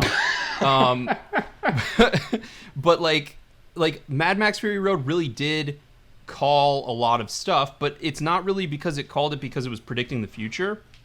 It called all of this shit because it used the solid foundation of everything that we've experienced prior and everything that we're going to see going forward. Like, it's going to be one of those movies that, like, you know, 20 years from now when we have our next huge, you know, heaven forbid we can last another 20 years, but 20 years from now when we get our next huge global event, you're going to watch Mad Max Fury Road and be like, oh my god, it's like he predicted the future. And it's like, no, it's just this movie's always gonna work. Like, you could have watched it in the 60s if it existed, and like it would be make sense bitingly real. Yeah. Oh yeah. So that another freaking amazing thing about that movie, if there weren't enough superlatives. I mean, that's all I really have to talk about. If you want to, we can get into some Hollywood news. Well, the last movie I watched during this go ahead. I'm period, sorry. Yes. was Bliss. It's a horror movie by Joe Begos, who I only know who that is or what this movie is because Austin has mentioned it a few times. And it's fine. It's got some cool camera work and some cool like gory sequences, but story-wise, it's not super interesting. None of the characters are really that intriguing, and like one thing that kind of kept pulling me out of the movie is like the main characters swear so much. Like I've never met I've heard people who swear a lot. Not even they swear as much as these people do. Like the dialogue has like just fuck or shit or dick every other word. So it's like it takes twice as long to say one sentence because every other word is fuck. It's not one of those good like Scorsese improv where they say fuck every other line. It's like bad Scorsese improv where he says fuck 15 times in one line. That sort of thing. Yes. It's like, I went to the store is 5 words. The way these characters talk, it would take them 10 words to say that because 5 of those words would be fuck, shit, bitch, cunt, dick.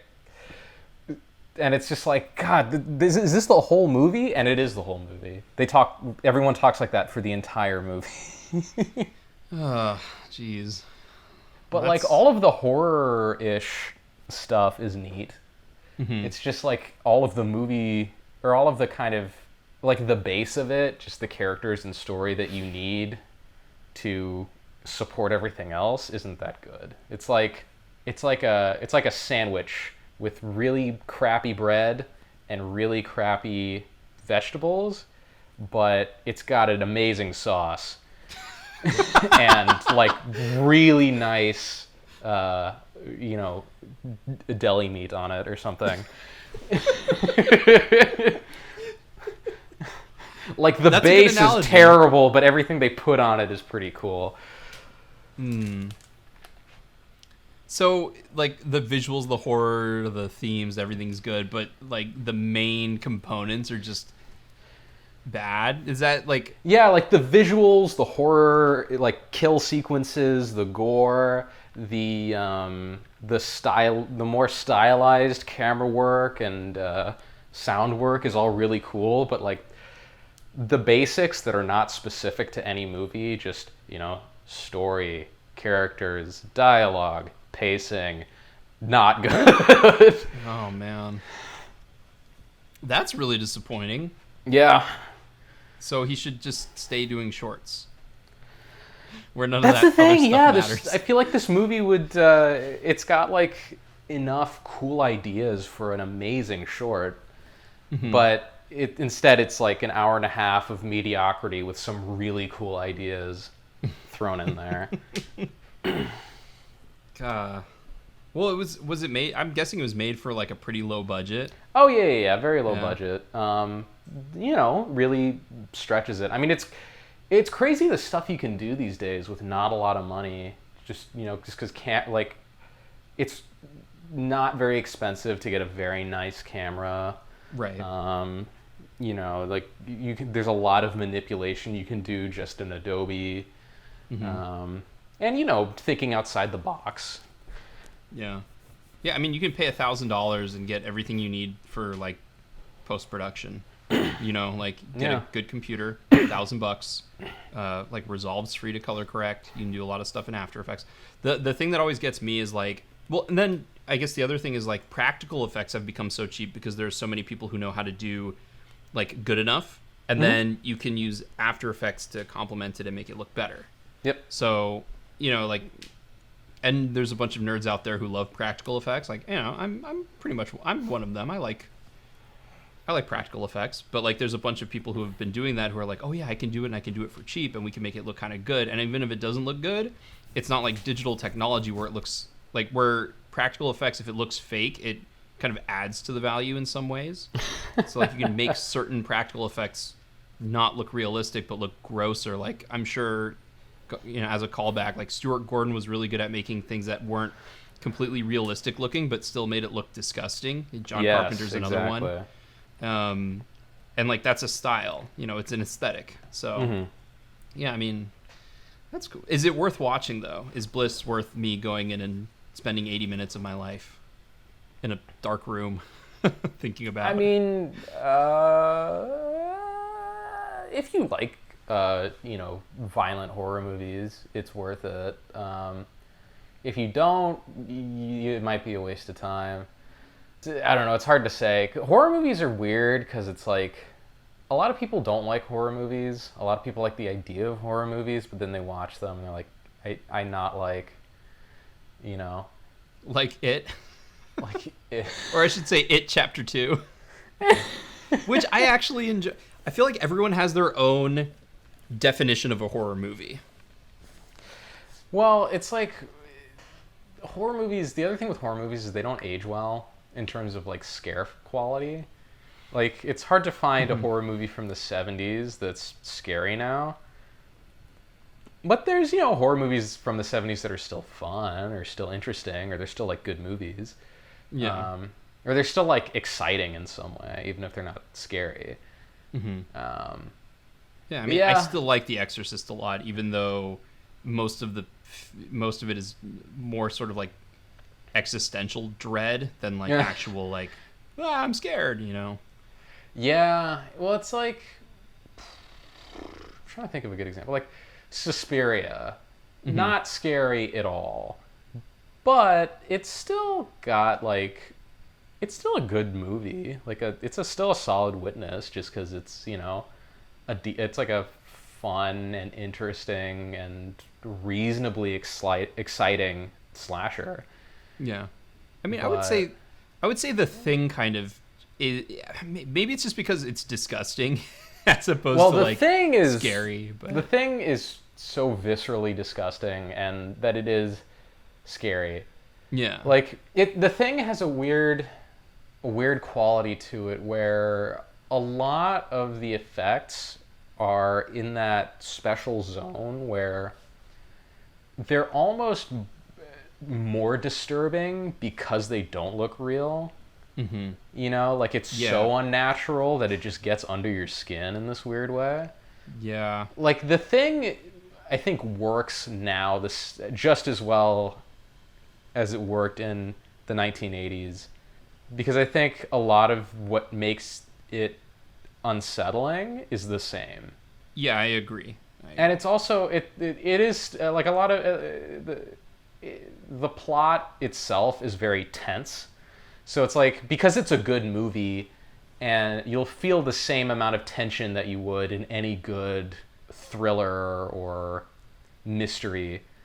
And then on top of that, you have just this insanely disgusting gore, which, like, I think would get under audiences' skins for the same reasons it got under audiences' skins 30 years ago. Yeah, I think there's a lot of talk about the digital uncanny valley, and no one really talks about the stop motion uncanny valley and how that's even like the digital uncanny valley. When that happens, it's kind of laughable, but when you get the stop motion uncanny valley, like all of a sudden it's really just creepy, disturbing. The practical uncanny valley is really creepy. Which I think that's part of why The Thing is so enduring, is because all that stuff still holds true and holds up pretty well. But yeah, as far as Bliss goes, if you like horror movies, watch it. If you don't like horror movies, don't bother. Well, like, I want to watch VFW, but like just looking at what Bliss is about kind of makes this at the same tone as like I don't really want to watch that one Gaspar Noé film where everyone's like dancing to death. Like, I don't know if this Climax? is really Climax. Yeah, I mean, Climax is interesting, and that's it. I was gonna say, I feel like Gaspar Noé is just like, he's a filmmaker that I'm just like afraid to watch his movies more than like, oh yeah, I should search them out. I'm just like kind of like I mean, the couple Gaspar Noé movies I've seen are all interesting, and none of them are good or like there's not much about his movies that I've seen anyway that I really liked. It's just like, oh, that's a neat idea. He's like a high concept, well-paid Neil Breen. What? I've been watching a lot of Best of the Worst. So he was the first one I could think of. I mean, like Irreversible is not a good movie. I wouldn't recommend anyone watch it, but it's got like some interesting ideas from a technical perspective. Yeah. Gaspar Noé is probably most famous for his disembodied camera work, where the camera just floats through everything like a ghost and does these really acrobatic maneuvers. And it's kind of alienating, but it helps sell the vibe of a lot of his movies. Mm-hmm. But yeah, like, you could go your entire life without ever seeing Irreversible or Climax and be just fine. Or Enter the Void, or Love, or... Yeah. Okay, well, maybe I'll just kind of gloss over Gaspar Noé. Because yeah, it's just like his movies are. I mean, the ones I've seen, they're good. Or no, they're not good, but they're interesting. Yeah, they're well. He's technically proficient, but he's technically proficient and has some cool ideas, but the movies themselves are not like really much to write home about. So he's like a modern day fucked up Jean-Luc Godard. Yeah, he is. He's the French. Jean-Luc Godard of fucked up movies. Yeah, I was gonna say I said he is French, but let's get he's Argentinian, based in Paris, France. So he's the Argentinian modern version of Jean-Luc Godard. Man. Well, that was Bliss. Yeah, I don't know. I might skip it. It just the concept doesn't seem interesting. And if you had given it sort of like a glowing review of like everything, like the camera work was amazing, the editing's amazing, like like there's a point to watching it and you will enjoy the point. But like the synopsis on Wikipedia is described as a vampire film. It concerns an artist named Desi who descends into madness after taking a hallucinogenic drug to overcome a creative block. It basically sounds like a college thesis film. Well, that's the thing. Drug movies in general are not very interesting as a concept. Yeah. I mean, this movie does kind of a nice twist on it, where it's like, she takes this hallucinogenic drug, and you're like, oh, what is real? Blah blah blah blah blah. But like the hallucinogenic drug, the movie kind of hints at that it's like vampire blood. Mm-hmm. And by taking it, she turns into a vampire. And they kind of more or less confirm it at the end. Because she dies a Nosferatu death. She is so... She does! She's painting her painting, and she gets so into it that she doesn't realize the sun is coming up. The sun comes up, hits her, and she explodes. This episode brought to you by Efficiency and Nosferatu. I know. One of the really cool things about the movie is anytime one of the vampires gets killed, they get stabbed through the heart, they melt. And the way they melt is like, it's very Panos Cosmatos-ish. And like, that's pretty cool. But yeah, most people can skip Bliss.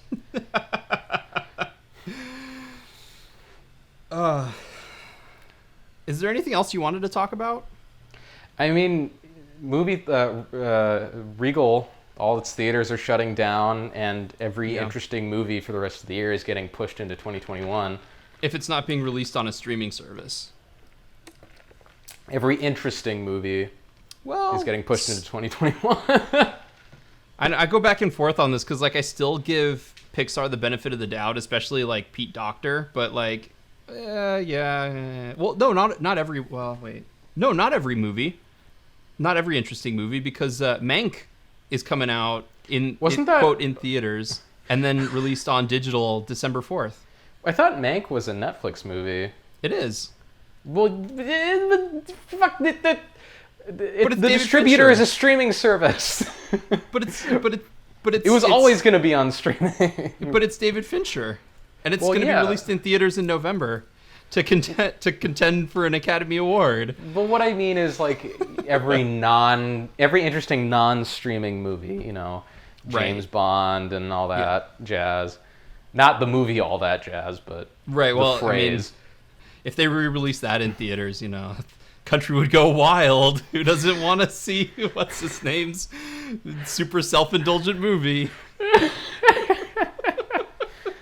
Bob Fosse. He has a name. He's famous. I know who he is. I know Bob Fosse. He's an asshole. Anyway, but yeah. You mean the guy Michael Jackson stole all his dance moves from? And Beyonce. And like a bunch of people. A bunch of people, really. Well, like so you're obvious. For those who don't know, Gabe is a fan of baseball. Yes. Damn Yankees. Bob Fosse was the original choreographer for it, which is probably why there's a bunch of like sexual innuendo in the musical. So thanks, Bob Fosse. Thanks. But yeah, how did we get? Yeah, a lot of the movies that are coming out that would have been interesting to watch coming out now, like Wonder Woman 1984, James Bond, Tenet already came and went. I mean, like, what other movies were pushed that are interesting? Because like I'm like mild at best interested in Black Widow. I wouldn't say it's, you know, the most interesting thing. I wrote a piece for the website called "Will Dune 2020 Be Any Good?" It's now Dune 2021, so that's kind of a shame. I think the marketing people were like super pissed as soon as like, we have to move it to 2021, but we had such a good thing going with Dune 2020. They didn't. But yeah, Dune. Well, it's also Dune Part 1, right? Because it's a Dune two-part. Part 1. Yeah. You can tell it's a two-parter because the main villain isn't in the movie.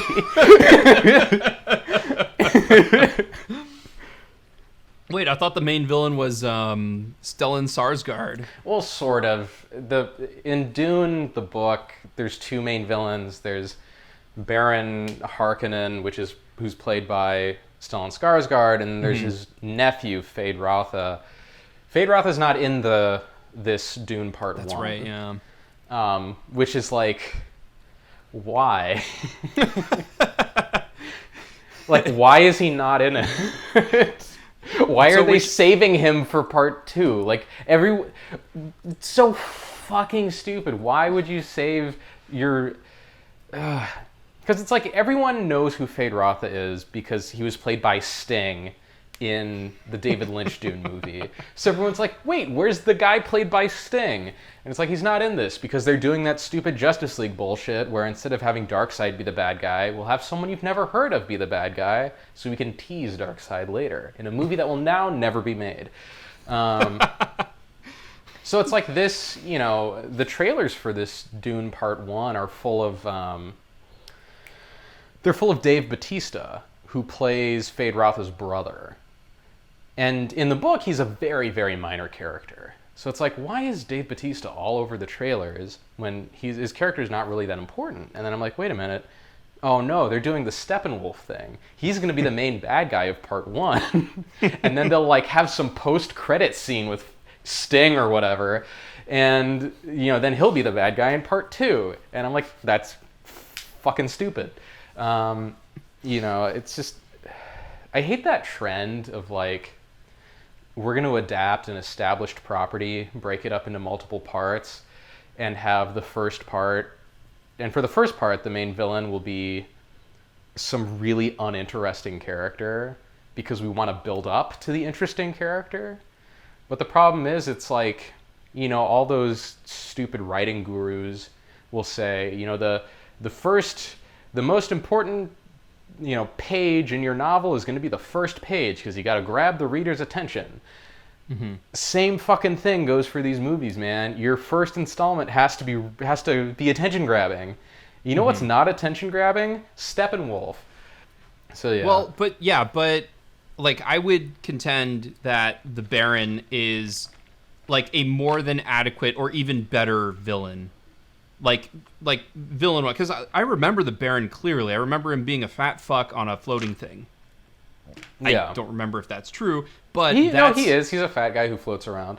So that's visually a great thing, and he has an effect on the book. Like, again, spoilers for Dune if you've never read it. You should, even with some of its sort of like own issues that I always forget about what they are. But like, the first half of the book is basically the Baron destroying Paul's family and his way of life and forcing him into basically into hiding, and then he has to join with the locals and go native. Right? That's a good synopsis for the first half. Pretty much, yeah. So, but when does his nephew come into play? Like, he comes into play like halfway through the book, right? Or like maybe he's introduced early on, and then he's introduced maybe a third of the way through, but then shows up on the scene about halfway. Or he comes to bear on the plot more heavily about halfway through, because the Baron's entire plan is get rid of Paul's family, install his older son as the ruler of Arrakis. His older son is a pussy. Well, no, his older son is like this violent moron. Okay. So his rule will be very like violent and horrifying, and people will hate him. So then he'll come in, depose not his older son, older nephew. He'll depose his older nephew and install his younger nephew, Feyd-Rautha, and Feyd-Rautha will be greeted as like a hero. But then because Paul and his army of like worm-riding desert people fuck their plans up, you know. Oh, I was gonna say Paul and his army of worm-riding desert people fuck. I was like, yeah. I mean, they do that too. They do. Oh man, Dune's awesome. I feel bad because like there are parts of the ending that I just kind of don't quite remember, and I don't know if I can go back and reread all that Dune by the time Dune 2021 comes out. Because I think I read it sometime last year. Oh wow, you read it a lot more recently than I did. Yeah. I read it in a lot of smaller parts, and I found it interesting, but I also had my own internal problems tracking what was going on in the plot. So that's why a plot summary by you is incredibly helpful, even if it's peppered with inaccuracies. Which I don't know there if it may is be or not, some inaccuracies in there, but I mean, because I read it pretty quickly because I really liked it. So for me, it was a very difficult book to put down. Yeah. It's one of the foundations of science fiction and fantasy in current American trends. Like the Duke or the Baron being a villain, but wanting to install, and I guess that has more in common with Arthurian myth. But like the Duke putting a puppet for him to control is something that seems like it's in every fantasy novel now, or anything that has an empire in it. It's always like, oh, there's this guy who's scheming to put a puppet so that he can control everything, and then it doesn't come true, and so then the final conflict is actually like it occurs with the the two bad guys fighting, and then the main character comes in and he fights him as well. Like that's something that's like I read another book around the same time I had read Dune where that was a thing. So that's why every time I'm like, he's a fat guy who's on a hovercraft, because there was another book I read around the same time that the main character was a very good swordsman who had gotten fat in his position on Parliament, and like his direct actions were causing destruction of the world, but he has to team up with the good guys at one point, but he's still a bad guy, and this happens and that happens. And that book series ended up being incredibly lackluster. And wait, what book series is this? It was I don't know what the name of the series itself is called, but it's called, the first book's Across the Face of the World. The second book is In the Earth Abides a Flame, and the third book is the Right Hand of God or something like that. Oh, and okay. I don't know what this is. It was a New Zealand author who had a career as a geologist. So all of the description of sort of the mechanics of like where the streams are, how the weather works, like all of the types of trees, like the world building in that sense was very dense. But like it was one of those books where it's like it relied on a lot of bad fantasy tropes. Even though the general like storyline through the first book was pretty good, like by the end of the last book, here's what I mean by like fantasy tropes. Like the main female character, all she really does is fall in love with the villain who's disguised as someone else. Then the villain tortures her so that she's like disfigured and gross. She does something to allow the main character to summon his brother who has become a god to kill the main bad guy. And then the deformed, deranged woman goes to see the main character who has now become the king of the land to like ask forgiveness, but she's afraid he's going to turn her away, and he accepts her. And like, I was just kind of like, really?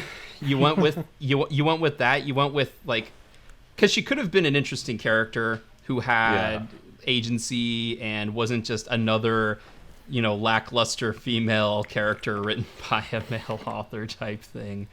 But it like just saying that like the main character's half brother becomes a god that basically defeats the main villain, like that kind of tells you everything you need to know about how the path of this book series went. Okay. So, also, go ahead. It's just interesting because it made me think of you know Neal Adams, the comic artist. The comic artist, yeah. Yeah. Do you know his whole geology thing? No. Is he So- a big? Neal Adams is a believer in the hollow earth theory. He believes that the earth is hollow and filled with like dinosaurs and shit. What? Yes, this is 100% true. Neal Adams, the artist, the comic book artist, is a hollow earther. And while he's mostly known for drawing comic books, he also, you know, took a stab at writing some comic books as well. So apparently he wrote a comic book called Batman Odyssey, where Batman travels to the center of the earth and fights dinosaurs. What? And I heard it's terrible. It's just when you're telling me about this fantasy writer who is a geologist or whatever, I just immediately started thinking of Neal Adams.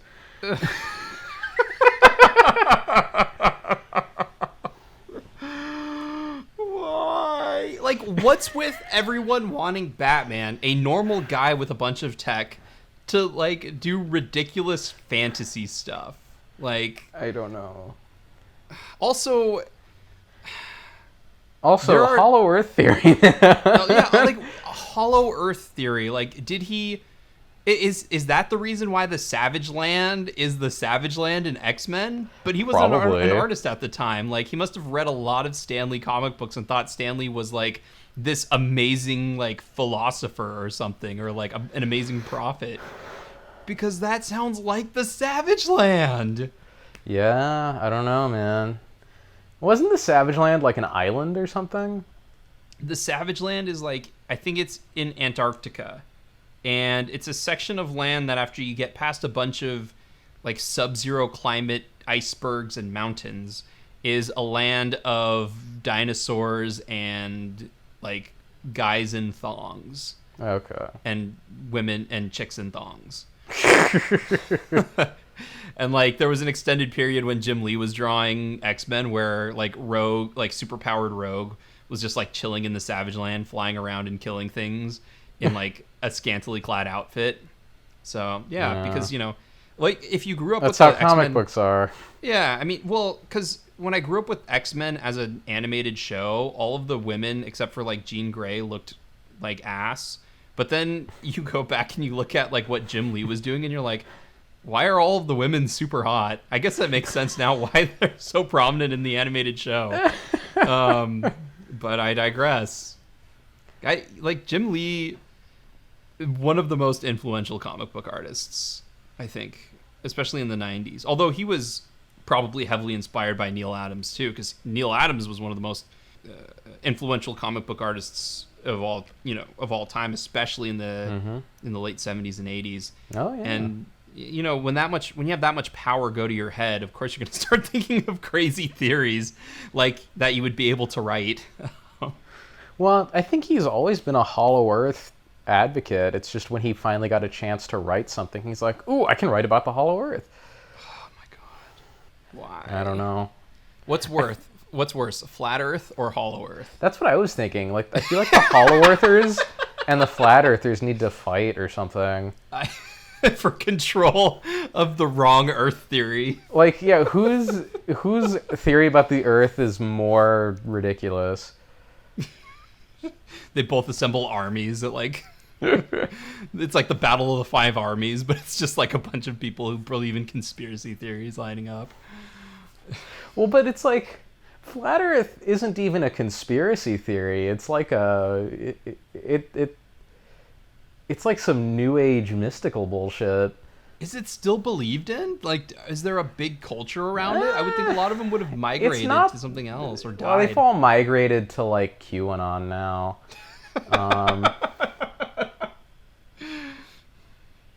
But if Trump sneezes 3 times in a broadcast, confirmation that Hollow Earth exists. It's the sign we're all looking for. Well, the Flat Earth, I don't know where the Hollow Earth stuff comes from. I know Flat Earth comes from, like, Victorian evangelical stuff. Like, if you have to couch... And I would know, as I always couch all of my opinions in a bunch of, like, what's it called? Like, disclaimers? Yeah. Like, if you have to couch every single thing you say about why your theory is true with a bunch of disclaimers, like, maybe think about something else. Maybe think about a different theory. From one disclaimer-laden person to the rest of the conspiracy theorists out there. I don't know. The other thing, it's like, why Flat Earth? You know, why is that the hill you want to die on? That's not really a hill. Like, I don't know. Well, I mean, I understand, like, some of the Flat Earth motivation, because, like, or at least I understand the origins of it, like why people would believe it. But, like, right, like, in this day and age, not so much, or like how it could win people over. Yeah. You know what I mean? Because it started off as, like, this, like, it was a Christian thing. Where it's basically like some group of evangelicals I think in England, I want to say, basically said it's like, well, the Bible implies that the Earth is flat, so it must be flat. And then, like, if you say no, yeah. Well, because they're like, you know, it's like in such and such verse, it says, the Lord cast the stars in the sky over the earth like a tent. And it's like, you can't cast a tent over a sphere, therefore the Earth is flat. I know, I didn't fail math. That's how it works, right? Well, but it's like, it also explains a lot of their reactions, because it's like, if you say, no, the Earth is round, they don't act like you're arguing against the flat Earth. They act like you're arguing against the existence of God. Which is, in their view, that's what they believe. It's like, speaking of even more, like, nonsensical math. Well, yeah, but like, the commutative property thing. of you like, offending my faith. I know, but that's the thing. It started off as an evangelical belief in, like, the late 1800s / early 1900s, where it's like, the Bible says the Earth is flat, therefore it must be flat. And then you can say, like, can't the Earth be round and God be real at the same time? And they're like, no. You Satanist. Why do you hate Jesus so much with your round Earth? But I don't understand how, like, people now could be, like, converted to flat Earthism. You know what I mean? I don't, but there's a lot of things that I just don't understand. Going back to flat Earth and, like, strange theories like that, like, I don't know how you believe it, except to say that if you believe that there's a giant conspiracy, that all of these tech companies are forming things based off of science, and you already don't trust science, then that's the only way I can believe it. Because the easiest proof to prove that like flat Earth isn't real is by looking at a bunch of NASA images. But if you look at the NASA images, they'll say, oh, well, but there's the one of like the world that's flat. That's the truth. And you say, well, then how do you get from one end of the planet to the other? And I don't know how they prove it, but if I had to guess, it'd probably be something like there's a hole that's ripped in the space-time continuum that transports you or something like that. Like, how do you argue with someone who there's no way to argue with them? Well, that's the thing. It's like there's a lot of very simple questions that they can't answer. Like, where does the sun go at night? I don't know. How is it morning in America and nighttime in China? I don't know. How does the plane travel from here to here in this amount of time? Right. It doesn't. They're lying. You know, like it's just bizarre. I think it's like there's a lot of things. Like, you know, there's that like famous New Age book, The Secret. No, I haven't heard of this. Okay, so like The Secret is like one of those things that's really popular with like chicks who are into crystals. It's like crystals, like when you break open a rock and there's those things and like you put them around your house, like Hank and Break. You didn't watch Breaking Bad, never mind. No. Reference dropped. It's like the Secret is like, you know, you think about and envision something and you like can manifest it happening. You know what I mean? Does that make any sense? You think about something and you can manifest it?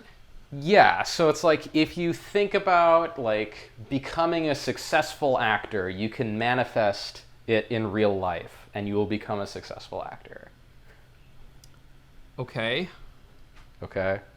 So just accept that this is a book that exists and it says that this thing is doable.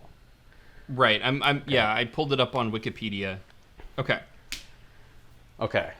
So I think a lot, like the really batshit crazy stuff, like flat Earth, I think it's like The Secret. It's not about whether or not it's true. It's just like people trying to believe this shit so hard it becomes true. Like, if they didn't believe so strongly in it, I would almost think it's just a bunch of people who want to be contrarian for contrarian's sake. But the thing is, I'm guessing a lot of these people who are flat earthers bring up the fact that they're flat earthers and then want to convert you to this philosophy continually. Well, it's not so much that. It's more, I think, the belief in a flat earth is not... It doesn't stand alone. Like, it's part of a larger life philosophy. Mm-hmm. Right. Believing, like, I don't think people believe in the flat earth because there's any evidence for a flat earth. I think people believe in the flat earth because it supports some other worldview that they already have. Mm-hmm. I want to talk about the thing that you said about The Secret quickly, because I didn't read a summary of this, but the idea of like you think that you're a successful actor, the more you think about it, then you can manifest it to come true. Mm-hmm. Like as a form of like, because I remember I was talking to you and you were like self-help book, or no, it was eliminating all negativity in your life is bad. And oh yeah, I'm very much against the positivity crowd, the positive thinking people. Yeah.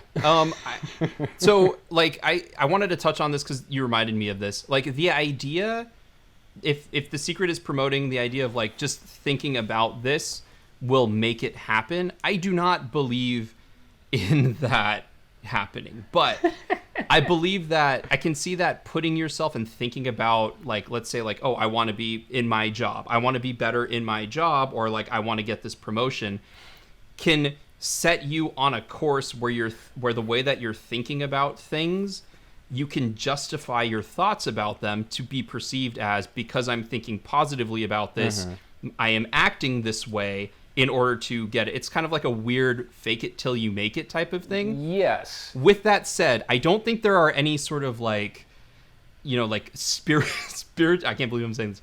Spiritual forces that are being directed your way in sort of some sort of metaphysical thinking. I think the type of mindset you have is important, but it also will lead you to experience certain things where you can justify it as, because I was thinking this way, this thing happened. In the same way of, like, if you have a lot of negative energy or negative thoughts about you, I can't believe I said negative energy.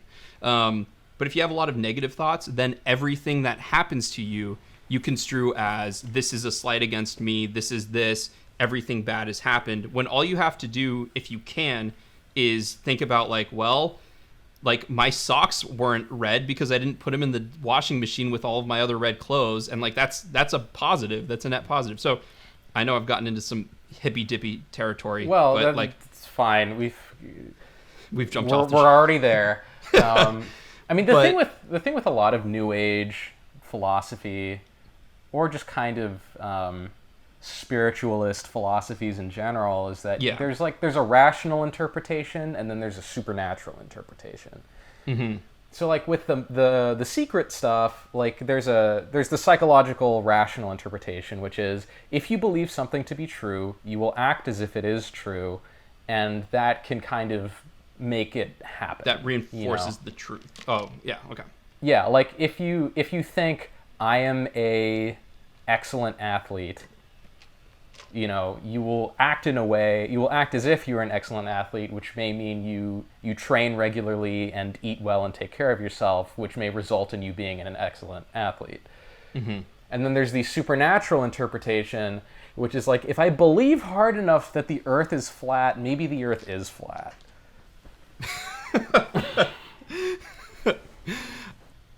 It makes me think of all of those athletes who are like, God is good. We won this because of, because I'm a Raider fan, so obviously, Derek Carr. It's like, thank God, God is good. God gave us this win. It's like, it reminds me of it's Derek Carr's magic mascara that gave him the win. Yeah, his magic mascara and his freaking iron jaw that he's gonna take out all the defenders with, his giant square jaw. But it makes me think of, in Saving Private Ryan, there's that one line like, if God is with us, then who dare stand against us? And it's like, I don't think God works that way.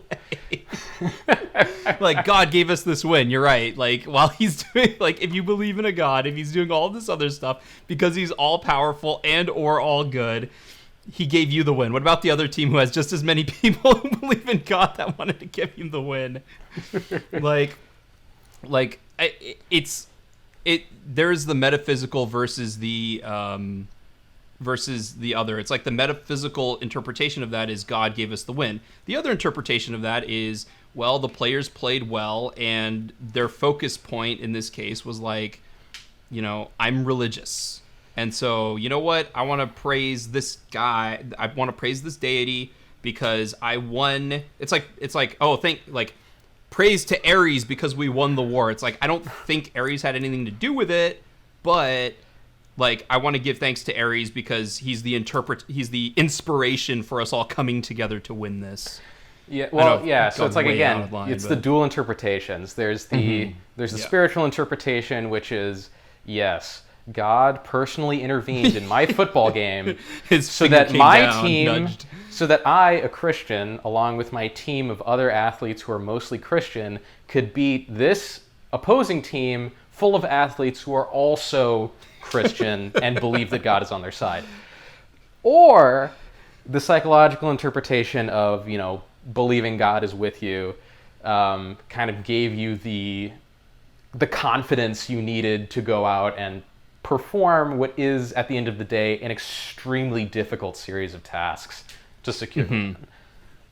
Which, all of this to say that Neil Adams shouldn't be writing comic books. Neil Adams shouldn't be writing comic books. I like watching Aaron Rodgers play, and it's interesting to think that for like the first 3 years he was not a great quarterback, and then he became a god of quarterbacks. That's what I'm getting at. Dude, it's crazy how Aaron Rodgers is just smoking everyone right now. I know. I mean, it came out it was a negative for me last week, but man, it's fun. Like, it's fun watching him play, and he does deserve, like, he is a transcendent quarterback to me. If you put Aaron Rodgers in Bill Belichick's system, like, Patriots would never have lost. Well, for about 5 years. Well, we'll say 10 years. And then Aaron Rodgers and Bill Belichick would have butted heads so much that one of them would have had to leave. Yeah, I mean, if you're that good at anything, you're going to have a couple screws loose, which is why Aaron Rodgers and Tom Brady always kind of come off as crazy people. Do they? I always thought Aaron Rodgers came off as like a sophisticated, intelligent man, and Tom Brady was just a kook. Well, behind closed doors, supposedly, Aaron Rodgers is a few screws loose. No. But his public-facing self, seems he seems very sophisticated. He was looking for Danica Patrick's tell-all book about her relationship with Aaron Rodgers. Well, like, Aaron Rodgers has a bizarre relationship with his family. Like, apparently his whole family hates him. Is it because he doesn't give them money? Maybe. He doesn't. Apparently he doesn't like him too much either.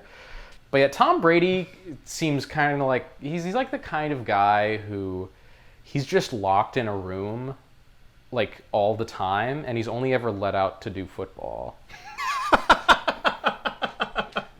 You know? It's like the reason that, you know, football players will wear helmets is to protect them from Tom Brady trying to kiss them on the lips. Like, he's that kind of weird. But he's a really good quarterback. I always found it weird. Like, I remember the Super Bowl. It was Panthers versus Broncos, and like the Panthers lost horribly because Denver's defense basically won the entire Super Bowl because Peyton Manning was atrocious because the coach of the Broncos.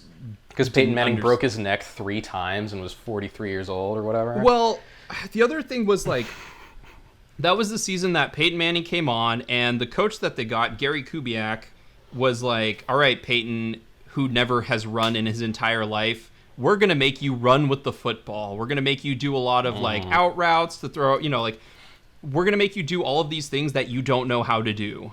Yeah. And Peyton Manning sucked, and they benched him, and then they brought him back because the other guy they had also sucked and got injured. And then Peyton Manning, and then the defense was so good that they won the Super Bowl. And instead of letting Peyton Manning run his own offense, he ran Gary Kubiak's.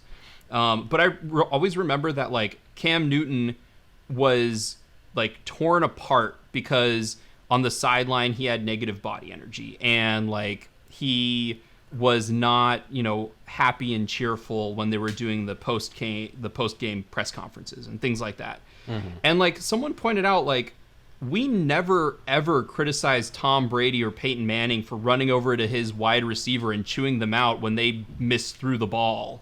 We never criticized them when Peyton Manning is losing to the Seahawks in the Super Bowl for, like, leaving the field with, like, 3 minutes left in the game. Like, we never criticized those guys for doing that. Or, like, Tom Brady, you know, he never comes under criticism for that kind of thing. Bill Belichick protects him and, you know, all of this stuff. And, like, that always stuck out to me as, like, I always feel a little bit bad for Cam Newton, even though he's insane, because, like, he was held to this, like, incredibly higher standard than other quarterbacks were at that time. Now, part of it's also that Cam Newton's incredibly flamboyant on the field, and he has the Superman thing and things like that. But like, I'll always remember that because, like, Peyton Manning is such a sore loser. Tom Brady is such a sore loser that, like, it's not okay for other people to be as sore a loser as these guys are because they had good wide receivers and offensive lines that allowed them to throw it all along the field.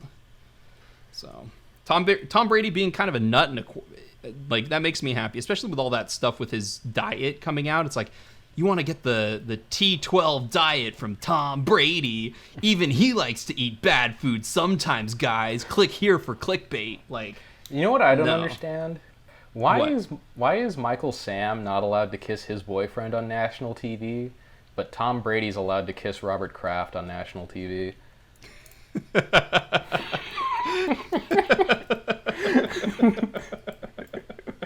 Like, that is the biggest double standard in football. Well, here's my question: is like regarding Michael Sam, do you think the NFL treated him well? Like, obviously it was a PR move to get him signed in the first place, right? For the Rams. Like, it seemed like a PR move. Do you think they handled the whole, like, the first openly gay player in the NFL well? Because, like you said, like, why can't Michael Sam kiss his boyfriend? If I'm the NFL, I'm justifying it as, well, Michael Sam's just not that good of a player, and Tom Brady is. Not to go into too much, like, what did you think with the NFL? But, like, because I don't know if you're, and I can delete all this stuff too, but, like, well, no, it's just like, but, like, whether or not it's okay for two dudes to kiss each other on a football field should have nothing to do with their playing ability. Mm-hmm. You know what I mean? Yeah. No, I'm with you 100%. Like, because the NFL is so no homo, ironically, it brings in questions about, like, did they do Michael Sam dirty? I didn't even remember that being a thing where they wouldn't let him kiss his boyfriend on the field. Well, no, it was I think it was when he got drafted. Like, you know, they had, like, a video of him celebrating on the draft broadcast, and that, like, I guess made some people angry. But it's and he kissed his boyfriend and they left it in, or did they kiss his boyfriend and they did the awkward 5-second delay? No, I think he kissed his boyfriend. They left it in on the broadcast. A bunch of viewers complained about it. But it's like, I don't see viewers complaining about Tom Brady making out with, like, every man in sight when they win the Super Bowl. So, like, why the double standard?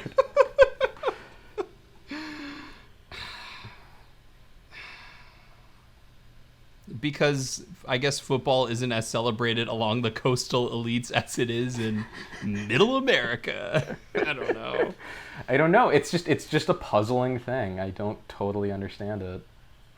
I mean, but, like, it sounds bad if I say, like, oh yeah, I do understand it. But I mean, it's just, I guess, like, the blatant hypocrisy of it all.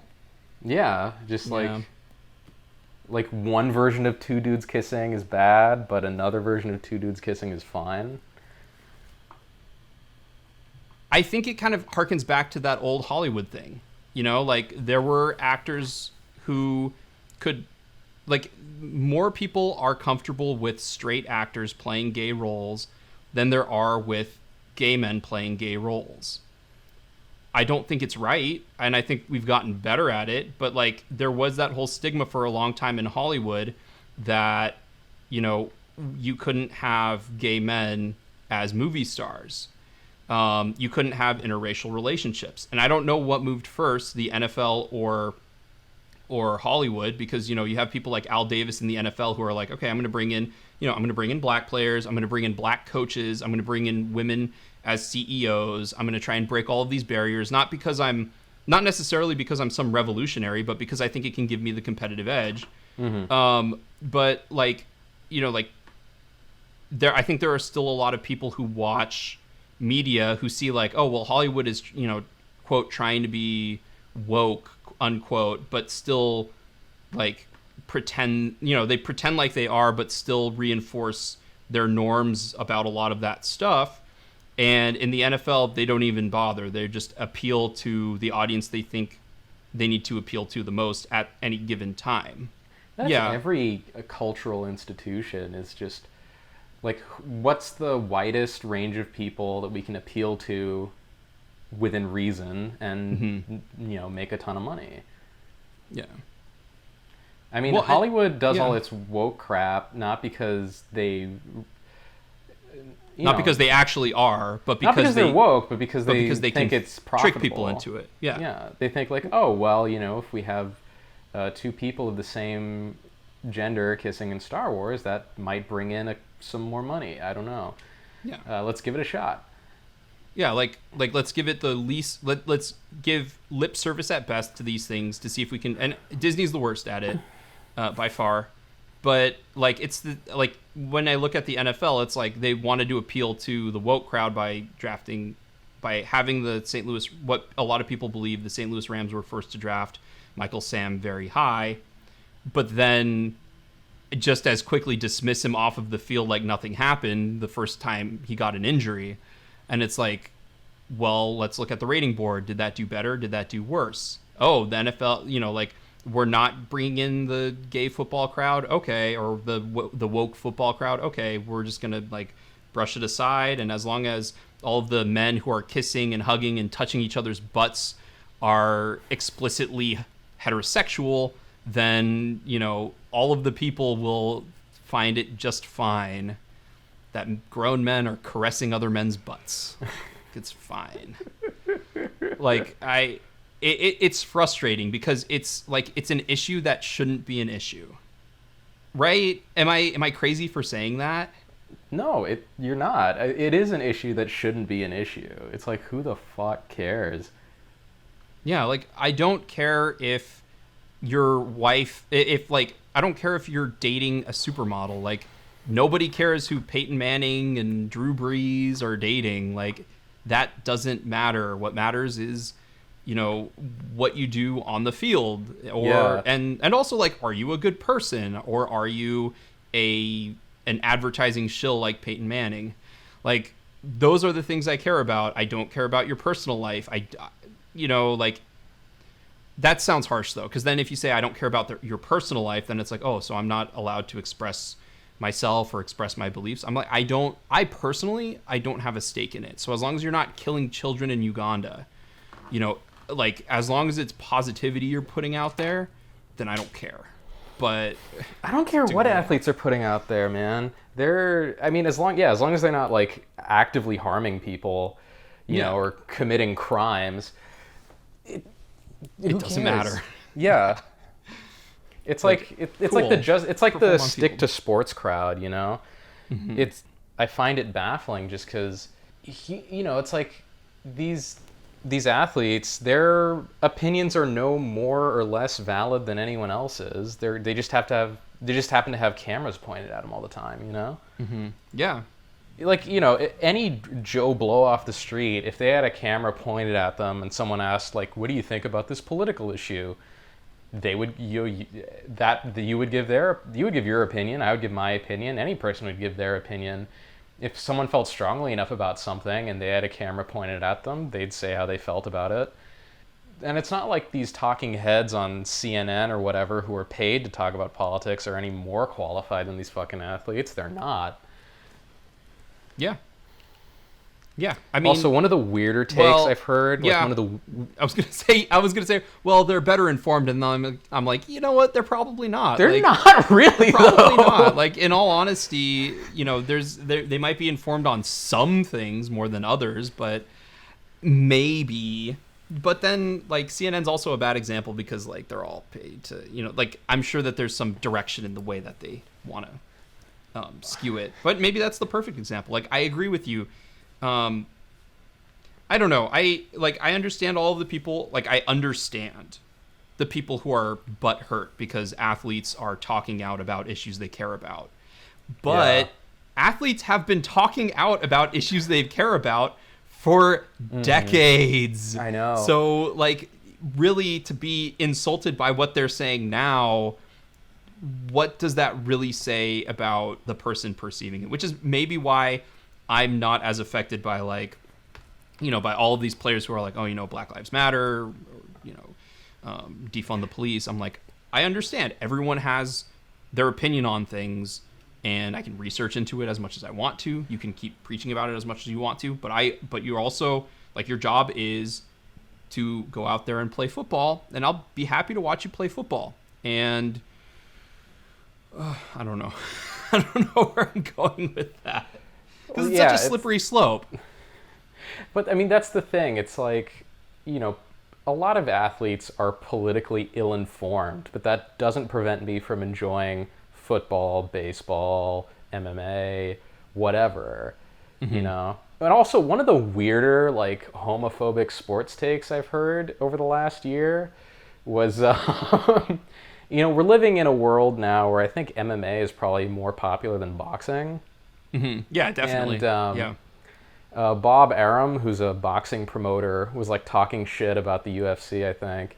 And one of his criticisms was like, like, two dude like grappling with no shirts on. Oh, it's kind of sus. Like, it's like what? That's your criticism of MMA? It's like, oh, dude, rear naked choke sounds kind of gay to me. Like, it's like what? That's your problem? That's how you try to get people away from MMA and back into boxing. You know what's great about boxing? All of those women with those big boobs bringing out the title cards. Like, oh, okay. It's which they like also have in every MMA. Other combat sport. I mean, again, like I'll be honest. Like when I first started seeing a lot of MMA stuff, I was like, yeah, I can see how it could be construed as homoerotic. I don't care. Like it's still really interesting and really cool to watch two guys beat down and using one of our two keywords, the efficiency at which they take down their opponents. Well, that's the other thing too. It's like part of like boxing is a great sport and it's fascinating in a lot of ways. But at the end of the day, I get really frustrated watching it because every time I see some guy getting jabbed up, I'm like, why don't you just kick him in the legs? Like, you gotta mix it up. Gotta throw in some Muay Thai in there, man. Or it's like, you know, if someone's got crazy head movement and they keep ducking under punches, it's just like knee him in the head every time he ducks down. It's like, oh wait, you can't. Or it's like anytime someone's really elusive, it's like you should tie him up and hit him. And then it's like, oh wait, in boxing you can't hold and hit. If you clinch up, you're not allowed to punch the guy. Like, boxing is just so many extra rules that make it annoying to watch. I kind of come from the slant of Scorsese. Like, I never watched boxing. I never really cared about it. But I love boxing movies, just like I love most sports movies, as cliched-ridden as they are.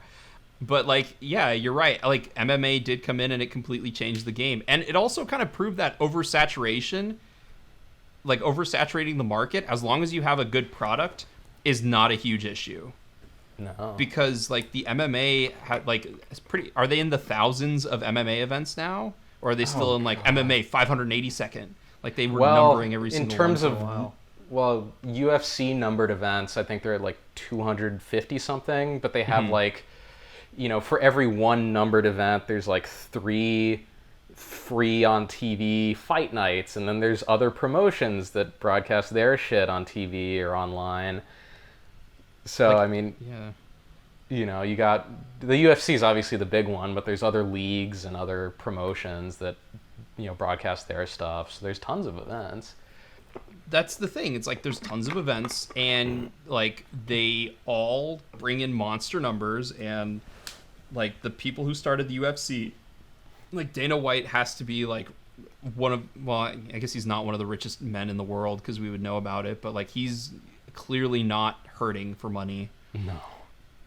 So like it just like it proves that if you have a good product, and like even to an extent, even if you have a decently good product, it's still the case because like there's a reason that certain types of movies oversaturate the market, and the ones that are really good people still see, and the ones that are not so good disappear, but people continue to watch those types of movies. Like saturation of market like look at young adult fiction. Oh god. There's still a ton of people who watch young adult fiction. This is my really ham-fisted way of bringing it back to movies. So if you had anything else you wanted to say about MMA or UFC, no man, just do your thing. Well, because I wanted to bring it back because like superhero movies are huge and they've oversaturated the market. And I said decently good because most Marvel movies range, depending on who you are, they range from fine to like there's a lot of people out there who are like, oh my god, every Marvel movie is shiny and chrome. I think that they range from fine to witness, like high fine to low witness. But then you have the DC movies that are like, there are some that are just atrociously bad, like Batman v Superman, the theatrical cut, or Justice League, the theatrical cut. Then you have ones that are better. Like, I really like Wonder Woman. Every time I watch it, it gets better. Which was shot on film, by the way. I didn't know that. Huh. So, like, the DC movies, you know, especially when they get creator-owned, or like, you know, they let the director kind of have more free will, tend to be better. Yeah. But, like, those when they let film decisions get made by film people instead of business people. Instead of Jeff Johns and that one guy who got Alan Horn and freaking Yeah. Zack Snyder. Honestly, when it comes to the Snyder cut, like, kudos to Zack Snyder. I'm glad he gets to finish his vision. I'm glad he gets to do everything he wanted to do. As a filmmaker, I think that's great. Like, I applaud him. But I also, hot take, I do think Joss Whedon got a bit of a bum deal on Justice League. Now, with that said, he still made a ton of money if he ever works again. But depending on how this whole lawsuit goes or whatever. Is there a lawsuit against him? I don't know. I think there's some legal shit going on, I believe. Or an investigation into Ray Fisher's yeah, the allegations and everything. I mean, like, that time in DC, it was horrible to be in. Like, I understand all of the decision-making that led to Joss Whedon directing less than 50% of the final edited shots in Justice League, which do you know how that works as far as film ownership? Like, or directing credit ownership? So the easiest example to look at is Superman 2. Go ahead. No, I was just going to say go ahead and educate our viewers. Okay. Our So, listeners. in order to retain a director credit, over half of the shots in the final film have to have been shot with you as the director. For example, half of Justice League, at least half of Justice League, are shots that Zack Snyder at least oversaw when it was being shot. Superman 2 ran into a problem because they fired Richard Donner halfway through production on Superman 2, which was shot concurrently with Superman. And when they brought in the other, what's his name? I can't think of his name. The other Richard to finish it. He had to direct a bunch of scenes and then redirect a bunch of other scenes just so that he could say, I directed this scene. We're putting this version of it in the movie so that Richard Donner doesn't get credit for the movie, which Richard Donner didn't want anyway. So you have to direct over 50% of the shots. So it's possible that everyone's complaining because the newest thing that came out was that the aspect ratio of the movie was going to be more square than widescreen, which I know this glazes your eyes, Gabe, because you don't care about aspect ratio. The reason it's significant is it means that a majority of shots that Zack Snyder did were cropped to fit a widescreen aspect ratio, and everyone was like up in arms, and the director of photography came out and was like, I'm so glad we're restoring the square aspect ratio that we always wanted it to be in. Whatever. No more than 50% of those, no more than 49% of those shots were redone in widescreen aspect ratio. Not only that, Zack Snyder is getting post-production, he's getting a chance to do reshoots, which Joss Whedon got a chance to do reshoots, but had to be very quickly done. Zack Snyder's also getting a larger budget to do post-production shots, which they had for the original Justice League, but not nearly as much time as they have now. And Zack Snyder has the benefit of looking back at what worked and what didn't work in the original cut of Justice League. Joss Whedon's one job in making and releasing Justice League was to make, word of the day, the most efficient movie out of a pile of shit. Because there were so many loose tangents, and so he had to take what was roughly at the time probably a 4-hour cut and condense it down into as short a movie as possible to get to the point that they needed to get to. Zack Snyder doesn't have to worry about that. The people at WB and HBO Max and Warner Brothers are like, make it a sprawling epic. The more sprawling, the better. So all of this to say that Joss Whedon came in on a shit deal, did the best that he could with the shit that he had, and now everyone is coming out against him for him trying to do the best that he could given what he was given the directions he was given by WB, and Zack Snyder looks like a flower in a pile of shit. Like, he smells great, everyone else looks bad.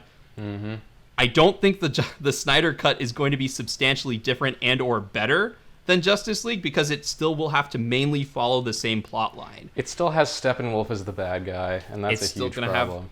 It's still going to have Steppenwolf as the bad guy. And again, he has had longer now to develop a better look for Steppenwolf. So if your big issue with Steppenwolf as the bad guy in Justice League was the fact that he looked horrible, guess what? He's still going to move the same way, but he might look a little better. And as they said, he's still going to be boring, though. He's still going to be boring. He's still going to be a bad villain. They're still going to have these scenes that don't go anywhere and you hate. Like the Themyscira scene is dumb. when he gets the mind box or whatever. The scene with in Aquaman where they have the big bubble around them where Steppenwolf gets the second mother box is dumb. The fight scene in the tunnel might go away, and that was dumb, and the ending might change. But a lot of the beats are going to be the same. I'm looking forward to Cyborg being sad boy the whole movie, as opposed to just half of the movie, though. Would you prefer Cyborg being sad boy the whole movie, or Cyborg being booyah the whole movie? Ugh, that's a tough choice because they're both not good. I wonder if Joss Whedon, because I rewatched Avengers: Age of Ultron, which I feel like is an underrated movie. It still has a lot of problems, but a lot of people are like, oh, it's one of the worst Marvel movies, and I'm like, I don't know. It's at least more interesting thematically than some of the other movies. But I feel like everyone just forgets Iron Man 3 exists. I know. My fiance wants to do a rewatch of all of the Marvel movies, and every time like I go down the list, I'm like, can I just I would rather watch Thor: The Dark World than Iron Man 3. I remember somebody once told me, like, Iron Man 3 is bad, but nothing I could ever say would prepare you for how bad it is. And they were right. They were absolutely right. It's Misfire the movie. Yeah, nothing I can say about Iron Man 3 will ever prepare you for how bad Iron Man 3 actually is. God, it's so... And what's sad is, like, for example, Guy Pearce is the main bad guy. It's like, man, that should be awesome. No, it's not. It's really Well, you get to see Guy Pearce shout, "I am the Mandarin," and then turn into a fire-breathing dragon.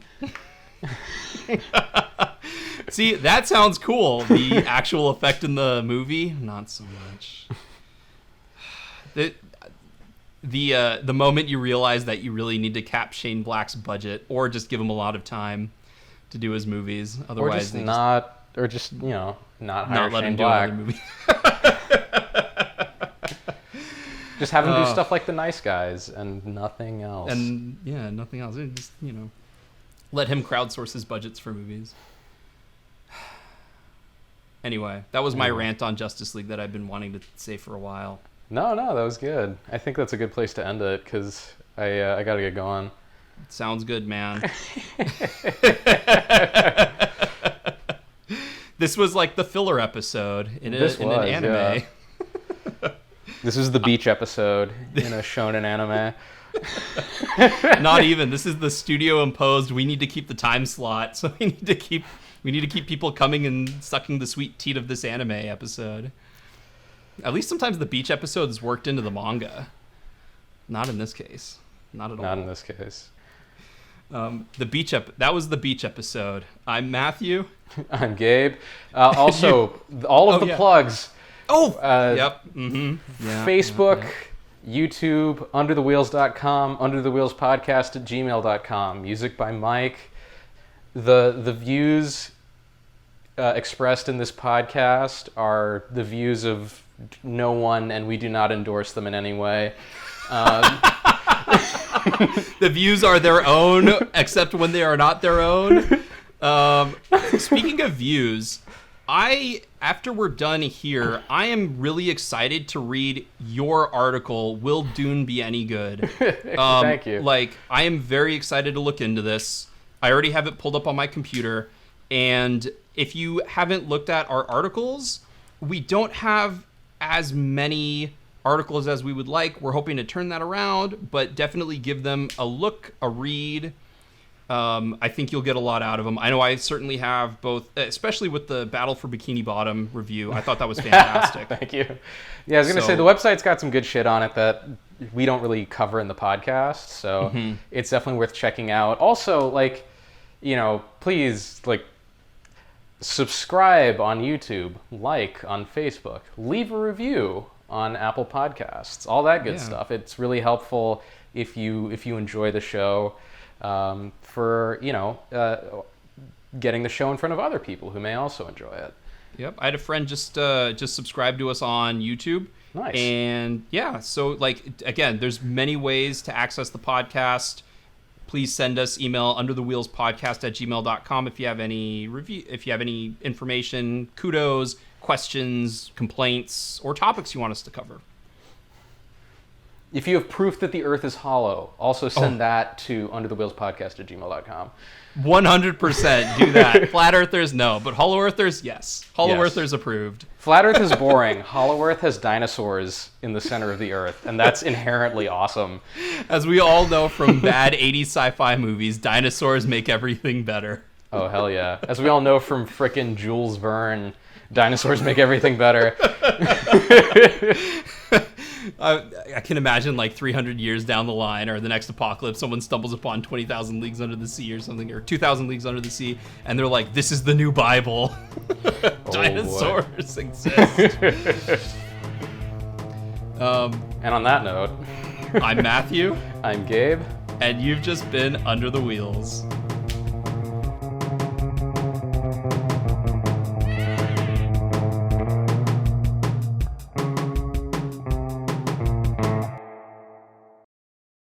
This is It's super been a not pain. interesting to me.